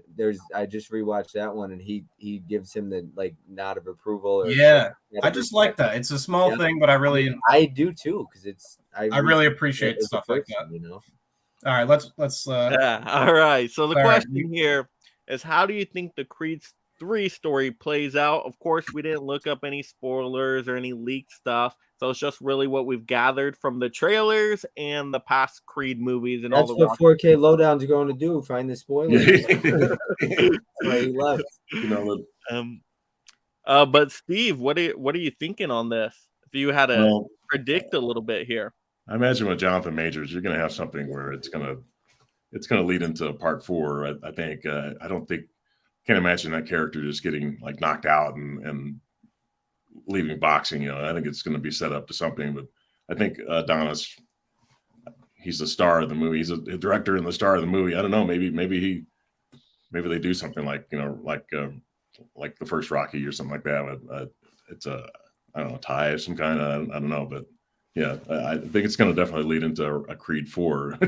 They got to keep this franchise going. They're going to keep it going. If it makes money, it's going. 4K Lowdown, what are you thinking on this Creed 3 story? You know what? I don't want to say anything about that because I want to be surprised. I don't want to. No projections, no guesses. You're just going in there. I don't want to go in and predict what's going to happen. I want to be surprised. I want to, I didn't want to know the sex of my babies before they were born. I don't want to know if how this is going to turn out. if Jonathan Majors is going to kick his butt or if he's going to lose or whatever. Yeah, I just want to be surprised at the end. So yeah, I have no speculations on how the story is going to play out. No worries, no worries. What about you, Mark? Got anything? I don't know. I just all I can say is I hope that I'm surprised. Same as 4K Lowdown here, just because so often with these type of movies, it's almost like you can kind of see where things are even going before you even watch it. It's like, you've got the final act and maybe it's pretty tied, they're going tit for tat, and then our hero starts getting beaten, and then the sound fades out and he looks out into the crowd and he sees his wife and his girlfriend and all that stuff, and he gets motivated and he comes back and he's like, they have those beats, and so hopefully they're able to do something really fresh here and just surprise me. I just want to be surprised. I don't want to have it fall into those same beats. Tropes, cliches. Yeah, and I feel like they're becoming more aware of those as movies, continue to be, made it's in that. Difficult with a franchise like Creed, the boxing movies, because it's in boxing movies, like he just said, how do you make it different? That's what I'm saying. Like, and I feel like they've done a good job, and that's another reason why I like Part 5 so much, or I respect it for being different, because you take it to the street fight, it's cool. Different. Just give me something different. You can only see so many, final fights in the ring, and it's like, okay, well, he's probably gonna win. So, but Rocky has it where he loses, but it still feels like a victory. So, as long as they can do something satisfying, and I'm surprised, I'll be good with that. Bob, do you have anything to add there? Yeah, I want to be surprised as well. Of course, I don't like spoilers. I guess I don't have much of a prediction, but I think would be a cool idea. Now I have a not dark, because this isn't sense of humor here. I just like dark in movies. Okay, I like depressing endings and stuff like that. Something that would be unique would be to have Adonis kill him in the ring and have to live with that. Wow. I was not expecting that. Sort of like the inverse of what happened to that would shock me, yeah. Because it's his friend too. And it's just that would be something different. How does he, as a person, a good man, live with that, having a daughter and a wife? Yeah. Like that. It could happen. I mean, guys die in the ring all the time. Maybe not very often, but it definitely could happen. I'm saying, a wrong hit, or they don't stop the fight or something like that. Yeah, like maybe Majors taunts him a lot, and he's it's probably not going to happen or anything like that, of course. But I would respect it. My question is, I'm like, how do you? So you guys were talking about Adonis is going to get beat up, and then at the end he's going to fight him and win. It's like, okay, but that happened in Creed 2, like literally the same thing. And I hate to even point it out, just because I feel like I'm shining a light on a problem that they might have. But I have faith though that they have to be aware of those tropes, when they're making these movies. So I feel like they do go out of their way to at least try to subvert expectations in that regard. Yeah. All right. They make Damien like he's unstoppable. He says, I'm coming for everything. He says, like, I don't know, maybe he does come for everything. And then, that would be a crazy way to end the movie, Bob, if they just had him kill him in the ring. I was going to say maybe he kills Adonis, but there's no way they would kill Adonis. No, you can't kill Adonis. Yeah. No, it's like, but what do you do? Just have another boxing match, and Adonis wins or he gets beat at the end. It's like, it's just the same thing though at the end. So here's my predictions. This is how I think it's going to play out. Once again, I haven't seen any leaks or spoilers, so if I get this perfectly right, that's amazing. I don't think I am though, but my guess is, because he comes back from the past, they have that connection to something early on. What I think would be really cool is if they were like doing some kind of crime together when they were younger, and Jonathan Majors' character took the blame, and that's why he ended up in prison instead of Adonis Creed. Oh, and Adonis is really the one. And that's why he comes back and is like, I should have had this life.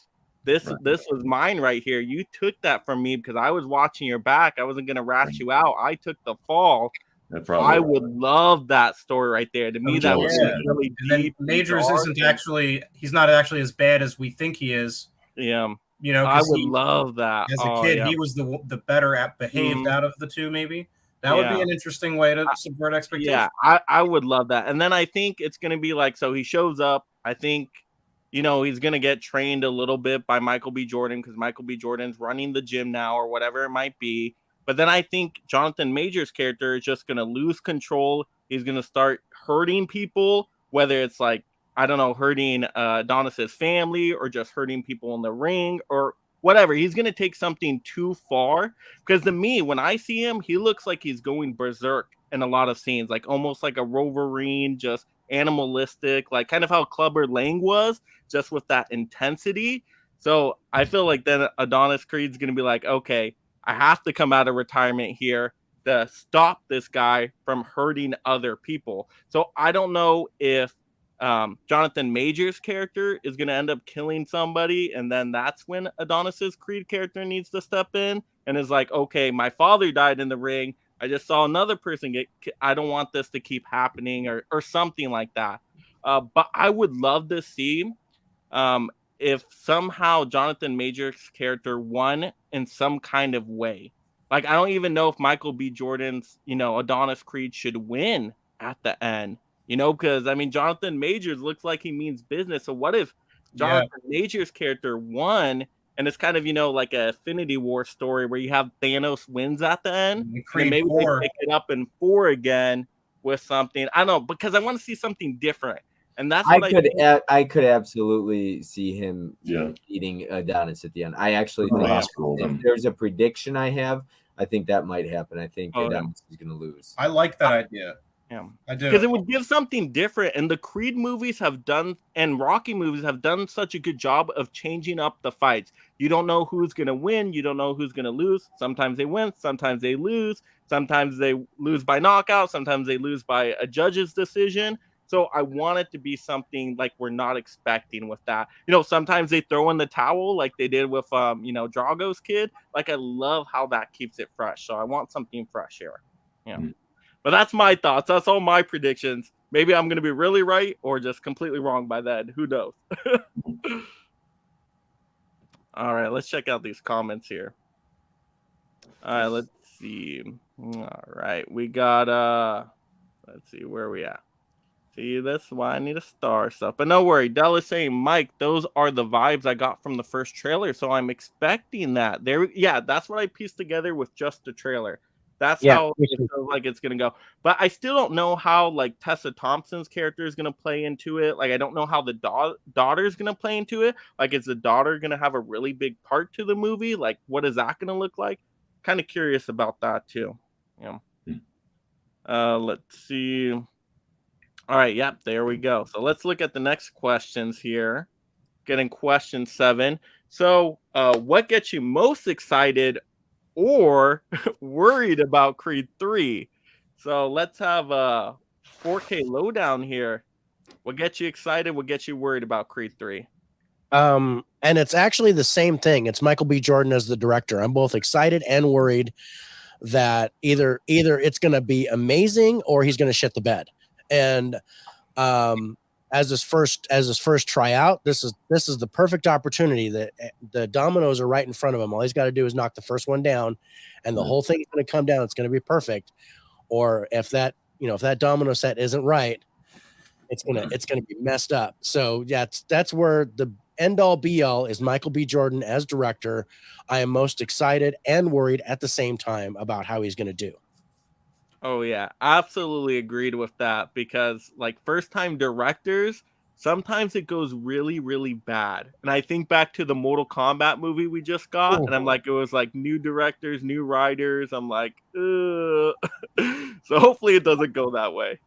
Mark, what are you thinking here?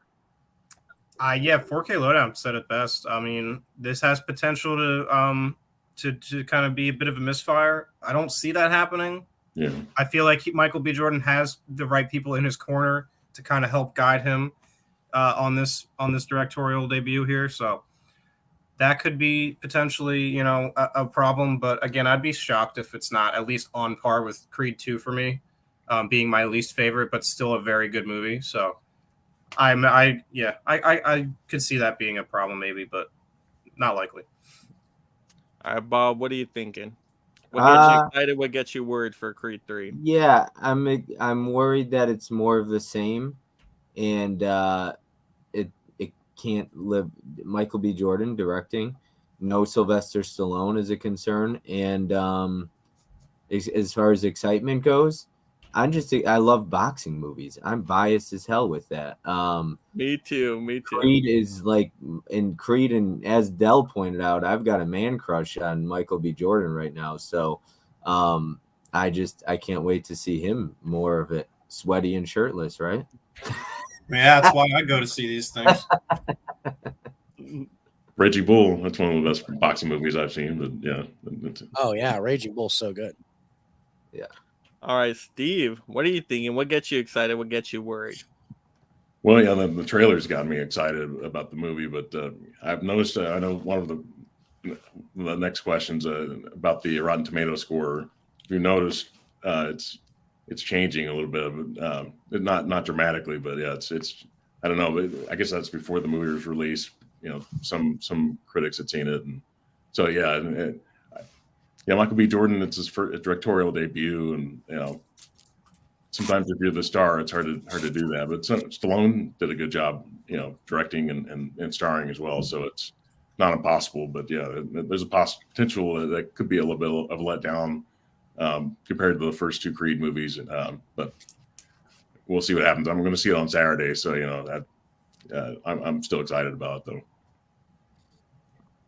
Yeah, I mean, this movie I am so excited for because once again, it is my most anticipated film of the year just because I watched this franchise just so much. I mean, all the talent involved to me just screams excellence. Like all the acting talent, just who they have working with the movie. The trailer got me super excited. I'm like, okay, I like taking it in that direction. It looks like a very just dramatic and really dark story, and seeing how things kind of played out later on, but connecting the past, I love that.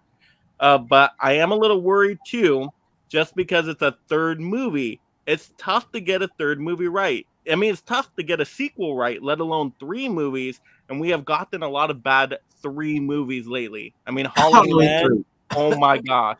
Yeah, Dominion for Jurassic World, oh my gosh. Like Rise of Skywalker, oh my gosh. So there is a little bit of a curse right now, it seems, with 3 movies in these new revitalized franchises.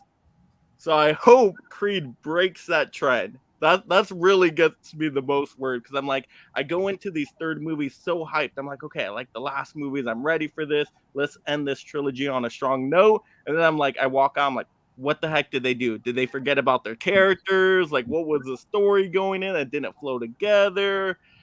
So that's what worries me the most. But I still got high hopes, okay? Just like Rocky Balboa did. Mm-hmm. Yeah, do you all do Letterboxd when you see a movie? Do you put it on Letterboxd? Oh yeah. Right after I see it. See, I got to get on that. I have not started. I'm a little behind, but yeah, I usually put my reviews on Letterboxd. I don't do long reviews. I do a couple sentences. I don't do long reviews, but yeah, I've got my watch list, and every time I see a movie, it comes off the list. You know, all that stuff. Love doing that though. Yeah, Letterboxd is great.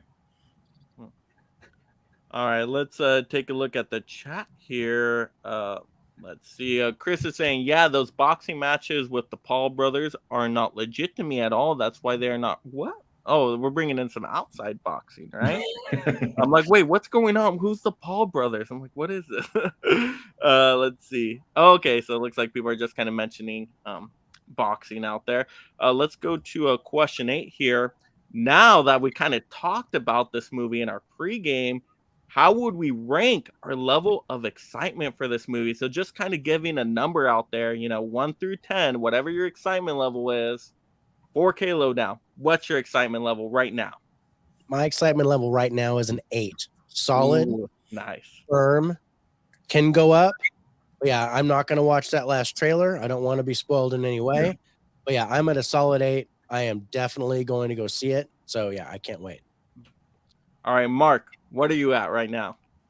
8 sounds good for me as well. I think I've seen 6 new releases for 2023 so far, and none of them have been over a 3.5 out of 5 for me. So I have a feeling this has the potential to be like the first great movie of the year. So I'm excited for it in that regard, just to be able to finally have something break that 4 barrier, you know. So yeah, solid 8 for me. All right, Steve, what are you at? Yeah, I'd give it like a 7 or an 8, probably an 8. You know, just at that level, it'd be hard to be disappointing, I think, but we'll see though. Potentially it could be, but you know, I don't think it's going to be that disappointing. All right, Bob, what are you feeling on this? Yeah, I wish I could say 10, but I'm not going to. For Creed 2, I was probably at a 10. I'm going to say 8 as well, honestly. I'm excited, but I have some worries, but I'm going in like 20 minutes. So. Oh, really? Yeah, we'll definitely speed this up. The last couple questions are pretty easy too, but I'm going to go with a 10 on this. Like I said, it's my most anticipated film. Right. I love Creed 2. All the Creed Rocky movies are some of my favorite movies of all time. So I don't know why they would disappoint me at this one. So I'm very hopeful here. Hopefully it lives up to it. But yeah, let's get through these questions. I know, Bob, we got a movie to go watch. So let's get to question 9 here. What do you think of the Rotten Tomato scores so far? We're at a critic 87% and an audience 97%. So a little bit of a difference there. And I know some people don't care about Rotten Tomato scores, but I do like just kind of checking them out at first, just to see if we can maybe guess anything out of it. But Bob, you're shaking your head. You're like, I don't care about the scores. I think Rotten Tomatoes is so damn stupid. I think people who worry about Rotten Tomatoes need to stop and go watch the movie. If you want to see something, go watch it. I actually don't watch reviews, or I don't read reviews. So like when channels I follow or subscribe to, I should say, put out reviews, I will not read it. I don't want to hear your thoughts until I watch it, because even hearing somebody's thoughts, even when it's spoiler free, it still can help form your own opinion. It could persuade your opinion one way or the other.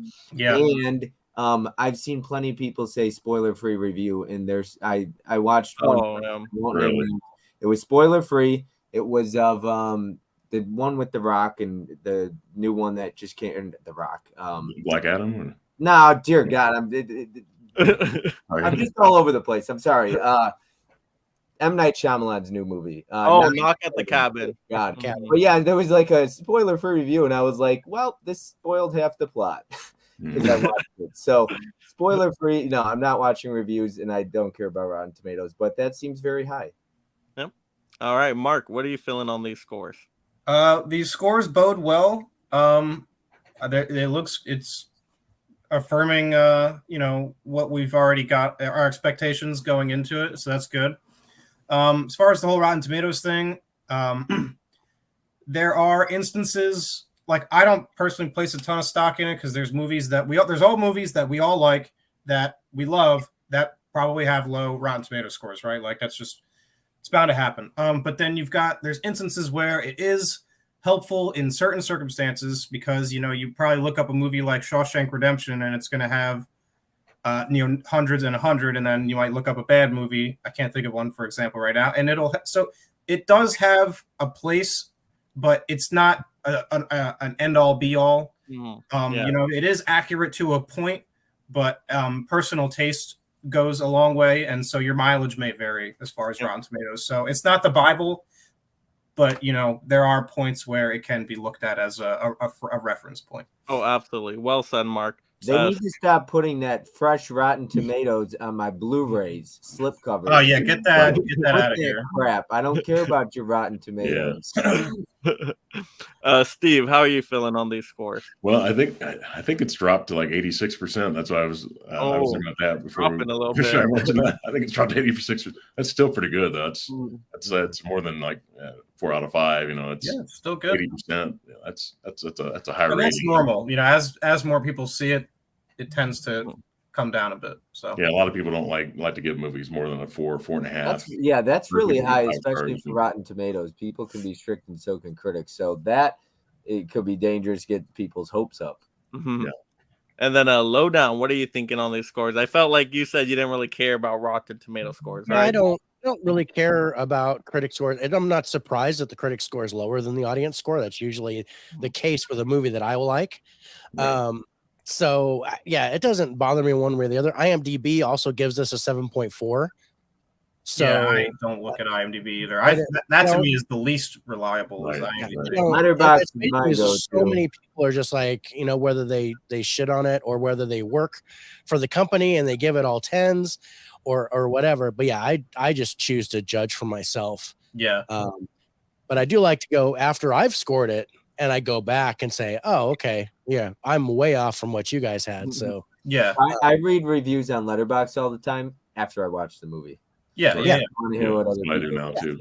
I would rather go on Letterboxd and see what people I actually know in real life are saying about the movie, and I place a lot more stock in stuff like that than Letterboxd is easy and organized. I love Letterboxd. It's like a big part of my life.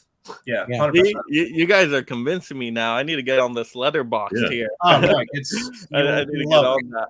Yeah. I'm trained now to where every time I see a movie, immediately I pull up my phone and I log it. I love going back and looking at my diary. Yes. And being like, oh, I've seen 800. I'm at like 1,404 movies since 2000 that I've seen. And that's how I feel like with like my out of theater reactions. I feel like that's like my journal keeping method because I react to literally every. As long as it's somewhere, you have it on YouTube. So and you can look up certain days. So like if I wanted to look up July 21st, 2019, I would be able to see what movies I watched that day, which is just such a cool little thing to do, Like, and then there's stats where it'll show you what your most watched movie is. Scream, the last Scream, because I saw it 5 times in theaters. Mm-hmm. Yeah. All right, so let me go ahead and answer this question, and then we'll move on here. So I do like seeing the Rotten Tomato scores just because I think it is kind of helpful to the general audience just to see, in general, do most people give it a slight thumbs up or do most people give it a slight thumbs down? To me, if I see really high scores like this, to me, I have a larger chance of liking the movie. Does not guarantee it by any means. Once again, it could be an extremely low score. I can go in and be like, oh, I love this movie. I don't know what people are talking about, like with Collateral Beauty, of course. But I still like seeing the scores just to see, okay, in general, it looks like most people are at least giving it a thumbs up here and recommending to go see it. So I love that because if these were extremely low, like below 30% scores, I would definitely be a little bit worried. Yeah, I would go in and still judge it for my own and make my own opinion, but I would still be, a little bit worried if they were extremely low scores. So to me, I love these scores right here. Yeah, that's when Rotten Tomatoes. I'm sorry, buddy. That's when Rotten Tomatoes is most useful is on the extremes. Like if a movie has 20% audience, 20% critics, there's a good chance that movie sucks. Right. And when you're more in the middle there, where you're in like 60s, 70s, there's a lot of like leeway there. So. Well, I like a lot of movies that get 20% both ways. We did that Rotten Tomatoes stream on Tim's channel. And I were pulling a couple titles, and we pulled Black Dog, and I think with Patrick Swayze, and I think everybody gave that like a 5% on Rotten Tomatoes. I've never seen that, so I can't comment. I love Black Dog. But, Lowdown, you've seen Black Dog, right? Help me out here. Yeah, I've got Black Dog. It's a classic, right? Not a classic, but it's fun. Yeah, it's fun. Yeah. But and then we've got guilty pleasures. Nostalgia plays a factor. So it's like, what genres you're into. I mean, all that good stuff. Like, because I love like sports inspirational movies, I'm always a little bit easier towards them. So like, I understand that our biases will, will play a part for sure. I am so biased. There's a movie called Heart of Champions, and I don't think anybody, even the directors, didn't even watch it. And I swear I'm the only person. And I showed my dad. We loved it, but I'm super biased. I love sports movies. I don't care if it's cliche. I'm a sucker for a little bit of romance in movies too. Add all that stuff together, sports, drama, and I'm all for it. Champions is like a good movie. Woody Harrelson with the box. Oh yeah, I do want to check that one out. The new one coming out. I just saw that Monday. Oh wow! Wait, which movie? Good? Is it worth a watch? It doesn't. We don't. Worth a watch though. The kids. Yeah, it was fun. It was cute. Okay. Yeah. Perfect. Now, have y'all ever seen Tony Dell brought this up last night, but also Tony said it was good. The Champ with John Voight from the 70s. Yeah. I gotta watch that. My dad said it's a really good one. I gotta watch that. It's good. All right, so let's talk some numbers here to kind of finish up the night, and then I'll let everybody kind of close out their channels. But question 10, how do you think the movie will do at the box office? Keeping in mind this was a budget of $75 million. Now, I don't know if that included marketing expenses as well, or if that's just the production of the movie, I'm guessing. But I mean, the numbers matter. To me, I do like looking at the numbers, because if the movie doesn't do well at the box office, we're probably not going to get a Creed 4. If it does well and makes money, then more likely to get a Creed 4 there. So 4K Lowdown, what do you think? How do you think it'll do at the box office? Like any number range you might guess? I think it's going to do really well at the box office. I don't think it's going to make $1 billion. But I do think I think it's going to pass the $500 million mark. So I'm predicting right around 600 million. Wow, that's a high amount. Oh my goodness. If it does that, it'll do. If it does that, they're making like 5 more Creed movies. Especially on that kind of budget. Oh, they'll make them all day. Oh my goodness. Steve, what are you thinking on that?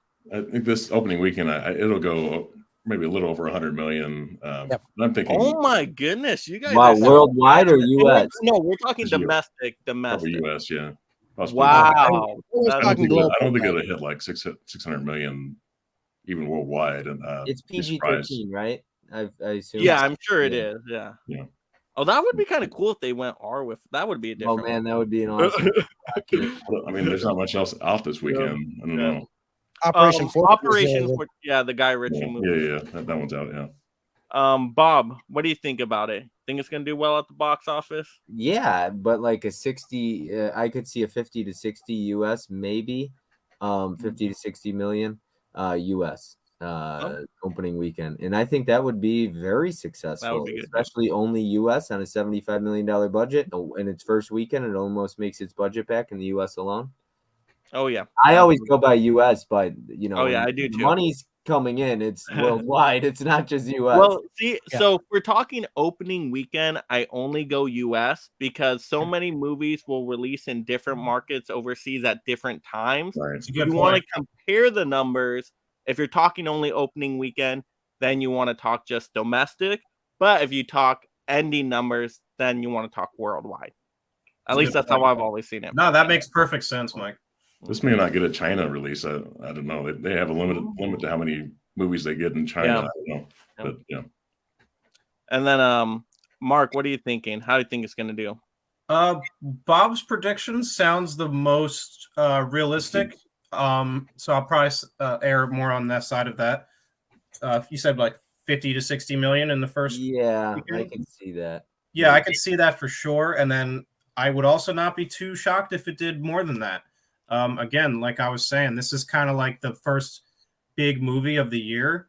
And after this, it's like all gas, no brakes, just like movies are coming out from here till the end of the year. Saying that, I know Cocaine Bear, some people would say that. I thought that was a pretty big release at the time, at least. Yeah, I don't know how well it did, but I was like, man, I was texting a friend. I said, March is stacked. March might be the best month. Blockbusters were supposed to be May, June, July, and stuff. No, March is coming out swinging. John Wick, Creed, Shazam, and Scream in March. Yeah. Come on, y'all. No. That's why you need that unlimited pass. That's never been about.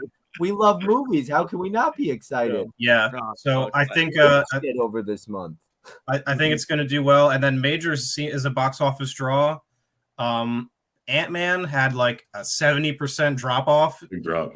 Yeah. From the first weekend. Yeah. So that's because Disney's garbage. I don't think I'm not. That's all. That's a whole nother stream, guys. Focus. I don't think that should affect how this movie does, because the people who liked Ant-Man will probably be willing to say that Kang is probably the best part of it, from what I'm hearing. Yeah. So they'll probably still be interested in seeing this and hopefully seeing him in a better movie. So, I think this is going to do well, and it's going to really kick off and set a tone for what should be a really good year for movies. I'm waiting for the night that Mike is like, that's it. I can't take Bob's shit anymore. He's always getting off topic. He's blocked. No more of these. No, I always got to have Bob back on. But Bob, I know you got to get to your movie. So I'm you got to keep going through these questions. I don't want you to miss your movie here. All right. So All right, let me mention this question here. Let me bring everybody back down to earth a little bit because you guys are giving some high numbers. This is not a Marvel movie here, okay? This is a DC movie. That makes me want it to succeed even more. Yeah. But I know, like, we love the Rocky franchise and Creeds, but does, enough of the general audience. So I think my prediction here is going to be 30 to 40 million opening weekend. Because I think I was looking at the past numbers of Creed 1 and 2. I think one of them did like 35 million opening weekend domestic. So I think it's going to be right around there. No way it gets over 50. No, I'd be shocked if it did. I would love it though, because it's like, oh yeah, way more Creed movies to come. Absolutely. But yeah, I think it's in that 30 to 40 range. If it doesn't, I don't see it being but the marketing has been also really good for this. Yeah, good word of mouth can go a long way as well. So. I think it will have some legs, but I think worldwide it'll probably cap off about anywhere between 300 to 400. Like if it gets over 400 million worldwide on a $75 million budget, I mean, you add in maybe marketing another 75. I mean, that's a big chunk of profit they made with that movie. So they'll be extremely happy with that. That would almost guarantee a Creed 4, I think. Yeah. Oh, and I just hope this movie is so good because then it just proves, hey, on a reasonable budget, on a mid-budget movie, you can still have an amazing movie everybody loves. Mid-budget? Well, pretty damn. Well, I mean, compared to like the big blockbusters where it's 200 million plus, and then you got the low-budget movies, which are like the horror movies that are like 10, I just think of a boxing movie. That's a pretty big budget, like mid-budget. I don't think of too many boxing movies having a $75 million budget. Yeah. What did Southpaw have? I don't think it was probably relative to Marvel movies. It's that's what I'm saying. Like, but you're comparing apples to oranges if you compare Creed to Marvel. Well, that seems to be the only stuff that makes money anymore. So I feel it's garbage for that reason. I agree. I agree, Bob. I'm venture out and go watch actual movies. Yeah. I'm pretty much in the camp. We're getting derailed again. I watched Marvel when it hits Disney Plus. Thor: Love and Thunder killed it for me. I'm done. I'll watch them for free. I don't even pay for Disney Plus. I use my mom's subscription. I'm not giving them any more of my money until they show me something. They showed Thor naked, but as soon as Natalie Portman almost lost her clothes, nope. Yeah, what's up with that? Why is it all right to show his butt? Like, exactly. What about Natalie Portman?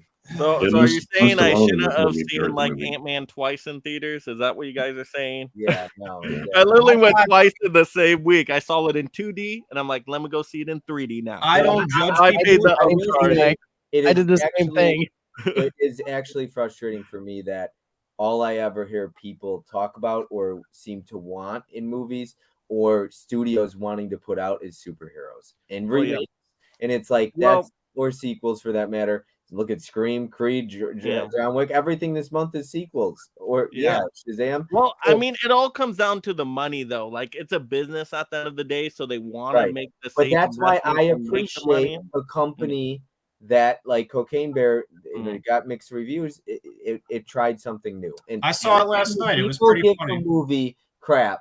I'm like, listen, I appreciate it for trying something new. Even if it didn't turn out well, I appreciate that. Really? I had a fun time with that. I thought it was funny. I had a good time with it. I thought it was dumb fun. I just saw it last night. It was actually pretty funny. I had a good time. Yeah, I enjoyed it. I thought it was way better than Megan. I wasn't a big fan of Megan. I didn't like Megan either. I like the bear better. I didn't see Megan, but I heard that it's satire and it's not scary at all. It's not. It's not. The PG-13 really hurt it.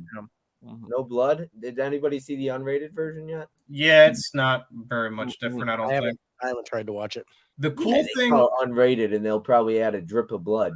The only good thing I would say about movies like Megan is that it gets young people. It's like it serves as a gateway horror movie for young people, and that's cool because it makes the genre more accessible. And horror movies do well though. Like that's why they're making so much horror movies right now because they can make them at such a low budget. That even if they make $30 million, they still get money. Highlight Holland Oates' comment right there. Bob could be late. All he'll be missing is the trailers. Exactly. So I'm not gonna walk into the theater until 10:50 anyways with my time. So I got 46 minutes. I live 15 minutes away. I can't I'm not gonna watch the trailers, so it's just gonna be Scream for the 80th time. Yeah, yeah. Like literally, that's what I'll do. Like I'll plan it now when I go to the theaters. I'm like, okay, there's gonna be at least 15 to 20 minutes of trailers. Like, can I show up just right before and get in there when the trailers are just about to end? Yeah. AMC's like 30 minutes almost, and then Oh god, Regal's not much better. oh my gosh. Dell's Regal, they cracking start the me up. movies late too. They start the movies like 10 minutes late. Yeah, Dell's before they even start the trailers to try to give people time to come rolling in. Dell's cracking me up. Yeah, without Stallone in this movie, it may not do as well. They may turn off a lot of people. He said Kat Dennings. He's a Kat Dennings fan right there. I respect it. All right. Well, I'll give everybody kind of a chance to close out and promote anything they want on their channel. And once again, audience out there, everybody's links are in the description below. So give everybody that subscribe there. And even more important, go ahead and watch their amazing content because everybody has unique personalities on here and everybody has really different videos that are super entertaining and informative. And so if you love movies, you're going to love all these guys' channels right here. But 4K Lowdown, take it away. What do you got going on?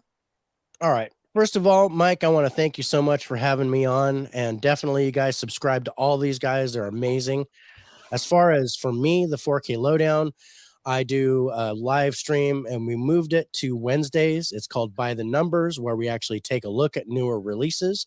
And I have this extremely complicated concoction of how I review movies.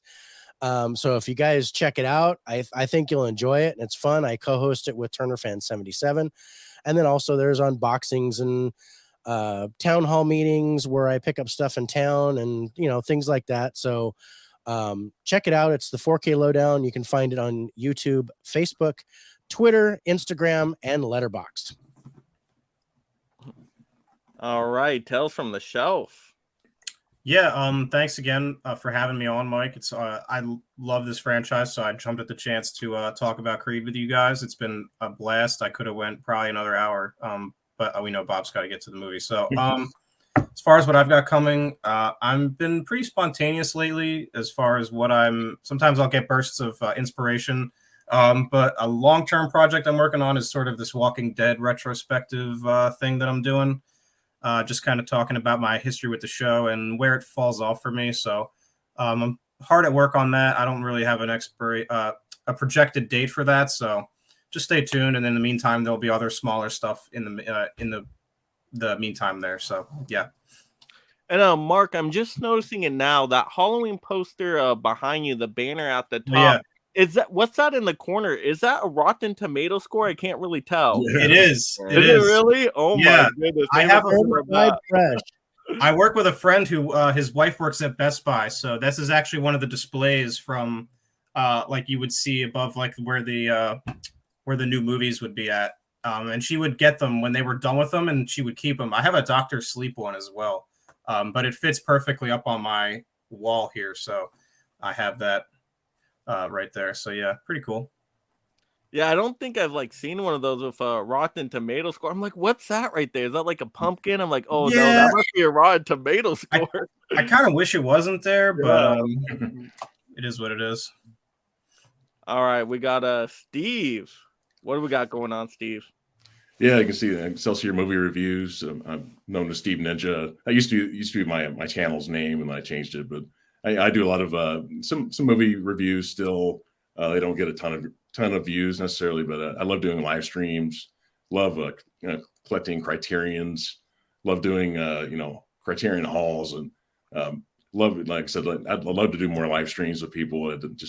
That's probably my favorite part. Just talking to people and promoting my channel. I also have a music channel called Excelsior Music Reviews that seems to be growing too. But my channel actually this movie channel just hit just a little over 300 subs recently, and the music channel is like at 277, something like that. So it's exciting to do videos on YouTube. Oh yeah, and remind me again, Steve. You were the one telling me about that the flash sale, right? With Criterion, you have a video for that. You want to mention that just a little bit to the audience out there? Yeah, last year that happened on March 9th. So I'm thinking it's going to happen sometime soon. But yeah, Criterion, it's definitely one of my favorite labels. It's some great movies. I love all movies altogether, but I love what they release on my on that that label. So I love collecting those, and I'm like at 107 Criterions right now. So it could be coming possibly tomorrow, but probably sometime early next week. All right, and Bob, what do we got going on? All right. Well, first off, Howland, I've got about 45 live streams planned for the month of March. I expect you to be in each and every one. Del, you as well, buddy.